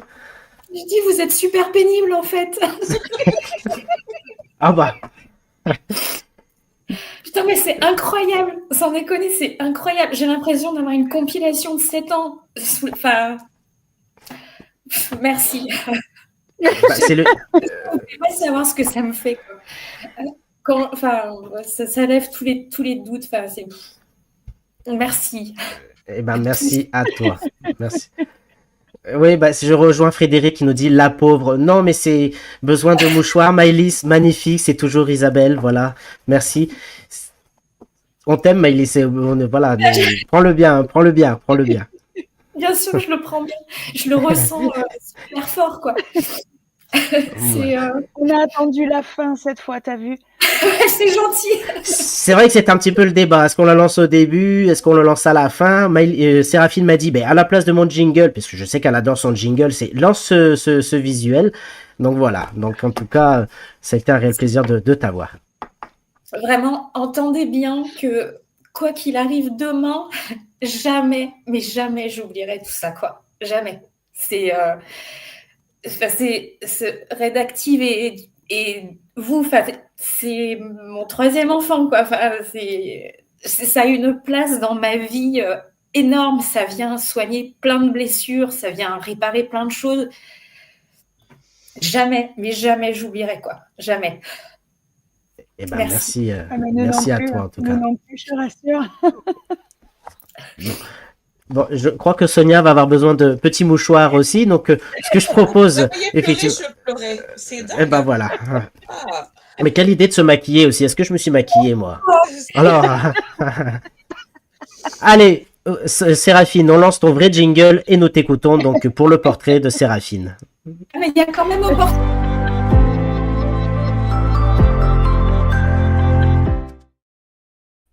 Ah oui, oui, il y a quand même le portrait de Séraphine, eh ben quand même. Allez, nous Parce que là, t'écoutons. En fait. Non, mais justement, c'est la transition parce que ce que je voulais montrer, même si tu l'avais déjà montré et qu'on le sait, je voulais montrer qu'au-delà de ton talent, il y a aussi énormément d'émotions, énormément de cœur. Et je voulais que mon portrait il soit centré là-dessus. Je voulais que ce soit un vrai moment d'émotion. Mais alors, c'est complètement réussi. Mais ce qui est terrible, et je vous prie de croire que je suis vraiment sincère quand je dis ça, et d'ailleurs, je suis tellement sincère que je veux que personne réplique en fait derrière. Je veux pas qu'on me dise le contraire ou quoi. Je ne me sens vraiment pas à la hauteur de tout ça. Je le prends, hein, j'en suis super, mais je ne comprends pas. Je ne comprends pas comment ça peut générer un tel engouement chez vous. Alors, je m'en réjouis, mais et vraiment parce que c'est ce que je veux, mais je comprends pas. Et c'est pas de l'humilité, c'est pas vraiment je comprends. Moi, je me sens pas à la hauteur. Je me sens pas à la hauteur. Mais bref, je te laisse faire ton portrait, Séraphine, pardon. Si je peux faire un parallèle, c'est un petit peu comme certains d'entre nous qui écrivaient pas forcément avec l'idée d'être publiés ou qui étaient persuadés que de toute façon personne n'en voudrait et que, enfin, tu considères que tu ne mérites peut-être pas autant d'amour, en tout cas pas autant de démonstration d'amour, mais peut-être que certains d'entre nous ne pensaient pas non plus mériter d'être publiés. Et pour toi, ça paraît évident que ça le méritait. Et ben pour nous, ça paraît aussi évident. Fais le parallèle, c'est exactement la même chose. Ouais, à la différence que je suis pas à l'abri de vous décevoir à un moment ou à un autre. Et là, qu'est-ce qui va se passer, tu vois? J'ai peur du raz-de-marée qui va effacer tout ça. Enfin, bon, bref. Jamais. Jamais. Je te laisse. Jamais. J'espère. Mais justement, ça va me permettre de poser la première question. C'est justement, est-ce que tu t'attendais, même si tu as choisi tes auteurs aussi en fonction de leur personnalité, aussi parce que c'est des gens qui t'ont touché, mais est-ce que tu réalisais qu'ils avaient aussi les mêmes valeurs que toi, mais qu'ils les avaient aussi entre eux et que ça allait donner ça? Est-ce que tu t'attendais à cette vraie famille qui s'est construite? Alors, non. En fait, comme je le disais tout à l'heure, je suis un peu une fonceuse. Donc, je fais les choses et je regarde ce qui se passe, mais je les fais souvent sans idée préconçue, en fait, sans savoir à quoi m'attendre. Je les fais parce que je sens qu'il faut que je les fasse ou parce que j'ai envie de les faire, parce que parfois, je suis juste capricieuse. Mais sans avoir de vision d'ensemble. C'est du coup un peu ce qui me perd aujourd'hui. Mais du coup, je me dis... Forcément, j'espérais ça parce que ça me correspond, parce que j'aime mettre des gens en relation, j'aime créer du lien, j'aime mettre en relation des gens dont je sais que ça va accrocher et qui vont se faire du bien. Donc, je ne pouvais pas rêver mieux. Sans doute qu'inconsciemment, je l'espérais, mais je pense que j'aurais jamais imaginé que ça fonctionne à ce point-là. Ouais, vraiment, et ça, ça rejoint la question d'Alexis tout à l'heure, c'est vraiment ma plus grande fierté. Je me dis, bon, je suis peut-être pas un cadre dans tous les domaines, mais humainement, je crois que j'ai un truc, quoi. Voilà, j'aime pas mon grand nez, mais mon grand nez, il m'aura au moins servi à ça. Je pense que là-dessus, voilà. Donc, quelque part, j'espérais, mais je m'attendais pas à ce que ça fonctionne aussi bien. À ce point. Mais j'ai vraiment le sentiment, comme en tant qu'éditeur, je suis le pont entre l'auteur et le lecteur. Là, j'ai vraiment eu le sentiment d'être juste celle qui vous a mis les uns avec les autres, en fait. Et maintenant, clairement, vous avez éventuellement, pour certains, besoin de moi pour publier des bouquins, mais pour tout le reste, vous êtes... et ça, c'est formidable. C'est formidable. C'est gratifiant hein, aussi, parce que voilà, quand il y a de la fierté, il y a une part d'orgueil qui est flattée derrière. Et ouais, ça, pour moi, c'est une vraie réussite. Et oui, je ne pensais pas que ce serait à ce point-là. Surtout parce que plus on est nombreux et plus c'est potentiellement difficile. Oui. Parce que plus tu dis les gens, plus là, je pense qu'un avantage, c'est que vous êtes quand même centré autour d'un projet commun, d'un amour des mots, d'un amour de la psychologie pour la plupart d'entre vous. Donc, vous savez au moins ce tronc commun qui réunit. Vous êtes bienveillant, vous êtes intelligent, vous êtes aimant, vous êtes donc. Non, c'est top. Mais c'est pas moi, je vous ai juste mis en relation en fait, voilà, c'est ce que je veux dire. J'ai eu le don de vous mettre en relation, mais tout le reste c'est pas moi, c'est vous. Toutes les photos que tu as montrées tout à l'heure, vous avez montré tout à l'heure, c'est pas moi j'ai juste mis en relation les gens. Et après c'est vous qui faites tout le reste, tu vois. Oui. Voilà. Donc tant mieux si j'en profite au passage en termes d'amour que vous me donnez, mais c'est vous en fait. Et il y a certaines affinités que tu avais devinées? Des gens qui se sont rapprochés parmi vous et où je m'en doutais? Oui. Ouais, quand même. Ouais. Oui. Et inversement, oui. Honnêtement, est-ce qu'il y a des personnalités, des manuscrits que tu as reçus, qui t'ont éventuellement plu, mais où tu as senti que la personne ne collerait pas et donc tu as refusé l'ensemble? Oui. J'en étais sûre. Mais parce qu'elle ne correspondait pas à tes valeurs à toi, parce que la personne ne te plaisait pas à toi, ou parce que tu as senti qu'elle ne rentrerait pas dans le... Parce que je pense qu'elle n'aurait pas adhéré au système. Elle n'aurait pas adhéré au système et jusqu'à preuve du contraire, il est tellement précieux que ce serait que faire entrer un espèce de loup dans la bergerie et j'y suis pas prête. Faudrait vraiment, je ne sais pas, un auteur extrêmement connu, extrêmement talentueux qui puisse venir nous servir de locomotive qui serait détestable. Il faudrait quand même pas qu'il soit trop détestable. Hein. Où je pourrais, mais non, tant que je n'arrive pas à faire de cette maison d'édition une entreprise qui marche, je veux au moins que ce soit une famille unie. Et je ne veux pas sciemment y faire entrer quelqu'un qui ne correspondrait pas à des profils que j'ai pas, qui sont pas définis. Hein. C'est du feeling. C'est des choses que je sens ou que je sens pas. Je peux me tromper. Je me suis sûrement déjà trompée dans un sens comme dans l'autre d'ailleurs. Mais aujourd'hui, c'est beaucoup trop précieux à mes yeux. Et comment tu gères justement émotionnellement que les choses vont se préciser, les choses vont changer, et tant mieux parce qu'on le mérite. Redactive le mérite vraiment et tous ces auteurs aussi. Comment tu le gères émotionnellement? Comment tu appréhendes la suite?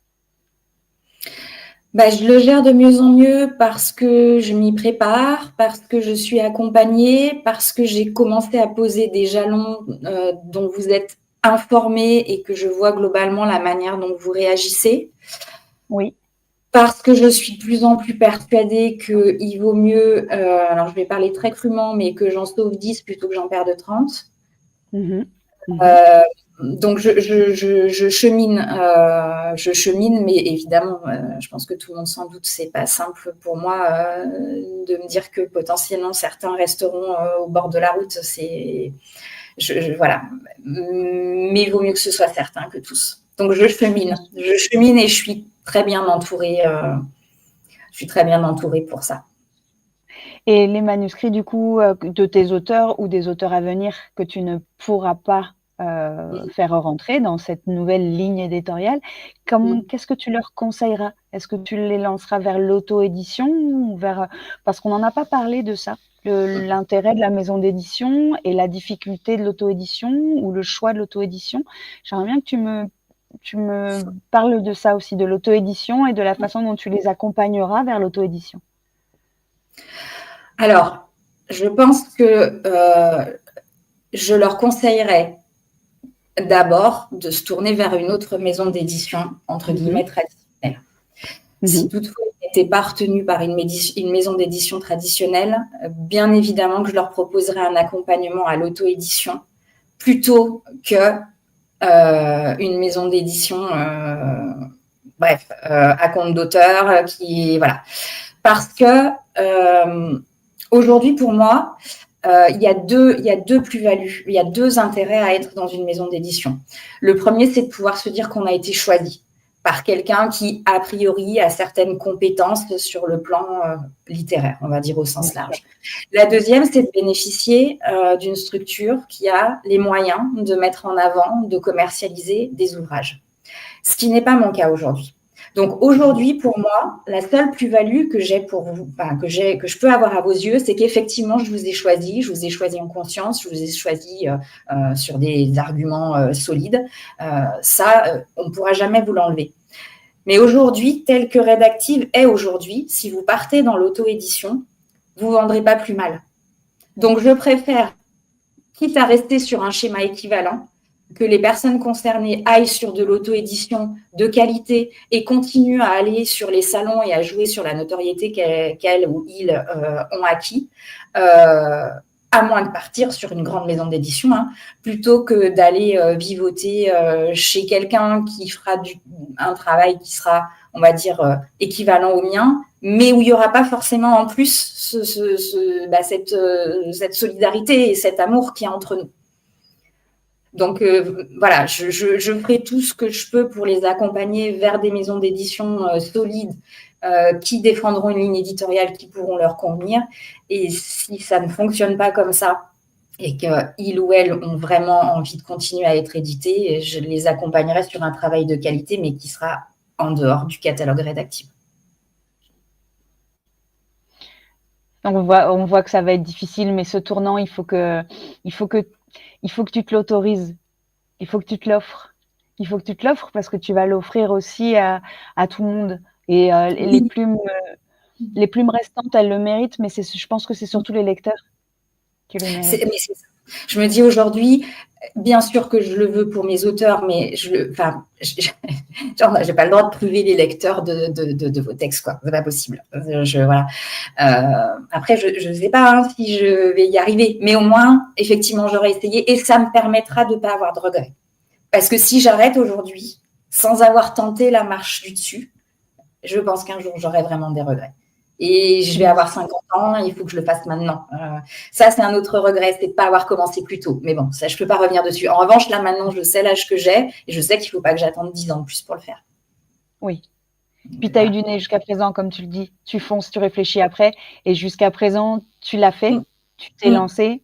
Tu as eu des auteurs, tu as eu des manuscrits de qualité, qu'en ont amené d'autres. Tu as failli lâcher l'affaire, tu as failli abandonner, tu ne l'as pas fait. Et encore aujourd'hui, tes hésitations, elles vont aller sur un instinct qui t'amènera vers là où tu dois aller. J'ai aucun doute, j'ai zéro doute là-dessus. On n'en a aucun. Ça me fait du bien d'entendre ça. Parce que là, pour le coup, je peux vous garantir que je réfléchis beaucoup. Là, on ne pourra pas dire que j'ai foncé sans réfléchir, purée. Mais oui, je suis mon intuition. De toute façon, je ne sais pas bien comment faire autrement. D'ailleurs, Inch'Allah. Oui, exactement. Vas-y, crois-y. Crois-y. Crois en toi comme tu as cru en nous. C'est pas plus compliqué que ça. C'est peut-être le secret. Merci. Crois en toi. Merci beaucoup à toutes les deux. Sonia, je te remets à l'écran. Ça va, c'est bon? C'est bon. Oui, mais je suis une éponge à émotion. Alors en même temps, rien qu'en lisant les livres, si je dois pleurer, je pleure. Si je dois être en colère, je suis en colère. Si je dois, voilà, c'est ça, quoi. Donc voilà. Et grâce à Maëlys, j'ai pleuré, j'ai rigolé, j'ai été en colère. Désolée. Et bon, en tout cas, merci à toi Maëlys, merci à toi Séraphine pour ce portrait. Bon, Maëlys, tu as vu, tu avais l'habitude de voir tes auteurs passer sur le grill. On disait souvent que c'était un grill gentil. bon, ça va, ça s'est bien passé. Ah ouais, franchement, Oui, non, là, je pense que tout le monde aimerait passer sur le grill comme ça. Bon, bah ça va. Le grill à chamallow, comme elle dit Sonia. Voilà, c'est ça, c'est parfait. Bon. Bah, en tout cas, bah, merci à toi. Et Séraphine, alors, toi aussi d'interviewer et faire un portrait de ta chef. C'est génial.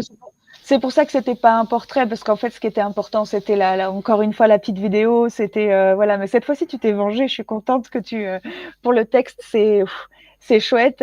Plus voilà, plus la petite mention spéciale, histoire d'être sûre que je pleure un petit coup. Bon, ça c'est fait, quoi. Histoire d'être sûr t'en bien, surtout. Voilà. Et tu l'as bien entendu ou pas, Séraphine? Ça va finir par rentrer à un moment, évidemment. Très bien, parfait.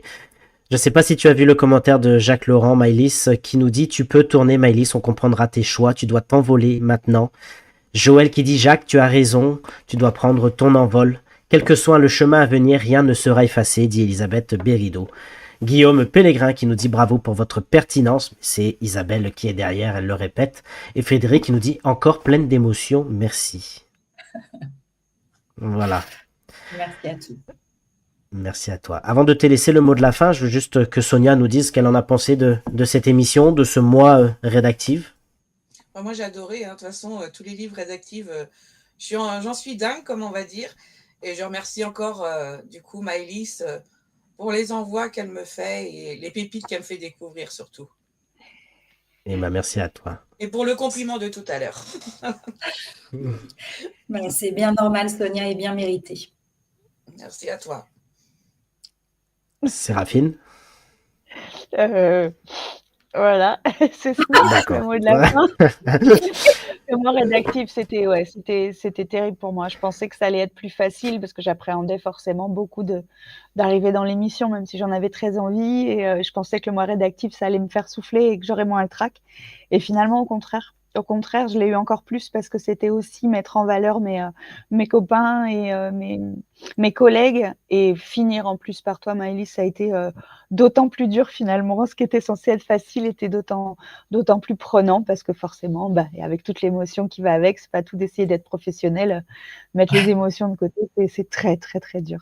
Mais du coup, c'est chouette, je suis passée à travers, je l'ai fait, donc c'est bon. Maintenant, je peux recevoir n'importe qui. C'est parfait. Merci beaucoup en tout cas. Maëlys, merci à toi. Bon, tu sais ce que je pense de toi. Tu sais que je serai toujours là pour toi. Et comme on l'a dit, le rendez-vous est déjà pris. On fait un mois rédactif quand tu veux. Je sais qu'il y a pas mal d'auteurs qui nous regardent ce soir, qui sont pleins de talents, puisque tu sais découvrir des talents. Ce sont tous des auteurs, ça on le sait. Et vraiment, merci beaucoup et on se revoit très bientôt. Avec plaisir, parce qu'il y en a plein dont je n'ai pas pu parler et il faut qu'on en parle aussi. Avec grand plaisir. Aurélie qui nous dit « C'est trop émouvant, j'ai l'impression de vous retrouver comme on l'a fait à Toulouse par exemple. » Et Talibanière et qui dit « Et Steph, tu t'en es sorti à merveille. » Voilà. Je peux faire une aparté de 10 secondes sur Aurélie? Mais bien sûr, je t'en prie. 10 secondes. Donc, je voudrais vous annoncer à tous qu'Aurélie, pour le coup, a été repérée par une très grande maison d'édition qui est Héloïse d'Ormesson, pour ne pas la nommer, et que son second roman, premier chez Héloïse d'Ormesson, dont là, sous les coups de l'émotion, c'est ce que cache l'océan, je pense, quelque chose comme ça. Je suis désolée, Aurélie, si j'écorche le nom de ton roman. Sortira là dans les jours à venir. Il me semble qu'il est prévu pour le 15 mars, autour du 15 mars. Voilà, donc je suis très fière parce que j'ai découvert Aurélie, que je ne me suis pas trompée, et je suis très heureuse pour elle qu'elle accède enfin à la notoriété qu'elle mérite. Voilà, donc Aurélie, bravo, mes félicitations, et je te soutiens complètement à 2000. Voilà, et elle confirme effectivement, c'est ce que l'océan ne dira jamais. Il sort le 13 mars en librairie. Voilà. Et Tali qui rajoute, ce n'est pas étonnant, Aurélie est une auteure très talentueuse. Bravo Aurélie, nous dit, voilà, et merci pour tout, merci les cœurs. Voilà, en tout cas, merci à tous. Je vous rappelle que l'ensemble des émissions sont disponibles en replay, en rediffusion ou en direct tous les mercredis et le vendredi à 19h30, donc sur Facebook et sur YouTube. Et qu'on se donne donc rendez-vous dès ce mercredi. T'as vu Sonia, je me trompe pas cette fois-ci, avec Johanna Gustafsson qui viendra donc nous présenter son livre Les morsures du silence aux éditions Kalman Levy. Voilà encore une auteure de thriller qu'on a l'impatience de découvrir. Merci à tous. voilà, finir avec Maëlys, effectivement, c'était une certaine émotion aussi. On va arrêter les remerciements, sinon tout à l'heure, c'est moi qui vais pleurer. Donc, en tout cas, merci à tous. Lisez des livres. Voilà, soutenez les éditions. Oui. Lisez les éditions, les livres des éditions rédactives. Allez les voir dans les librairies, allez les voir sur les salons, parce que voilà, c'est une histoire de famille. Une maison d'édition qui met du cœur à l'ouvrage. On l'a souvent dit, ce n'est pas un slogan, c'est une réalité. Et il faut le voir pour y croire. Et on le voit chaque fois. Merci beaucoup. Très bon week-end. Je vais juste rajouter une chose. Je t'en prie, Sonia. Parce qu'on en a parlé dernièrement. Moi, j'attends le salon spécial rédactive en Bretagne. Eh ben, chiche, on en parle. C'est vrai que ça fait un moment. Hein. Ouais. Bah, c'est David Allez, qui sera content pour le coup, ça serait proche de chez lui. C'est sûr. C'est ça. Oui, puis il y a des bons bars aussi, enfin des bons cafés en Bretagne, je devrais le préciser. Olivier. Voilà. Olivier, voilà. Allez, merci à tous d'avoir été présents, merci. Et on se dit donc à dès mercredi et on continue donc à lire des livres autour de la littérature. Merci à tous, très bon week-end. Ciao, ciao. Bon week-end. Bon week-end.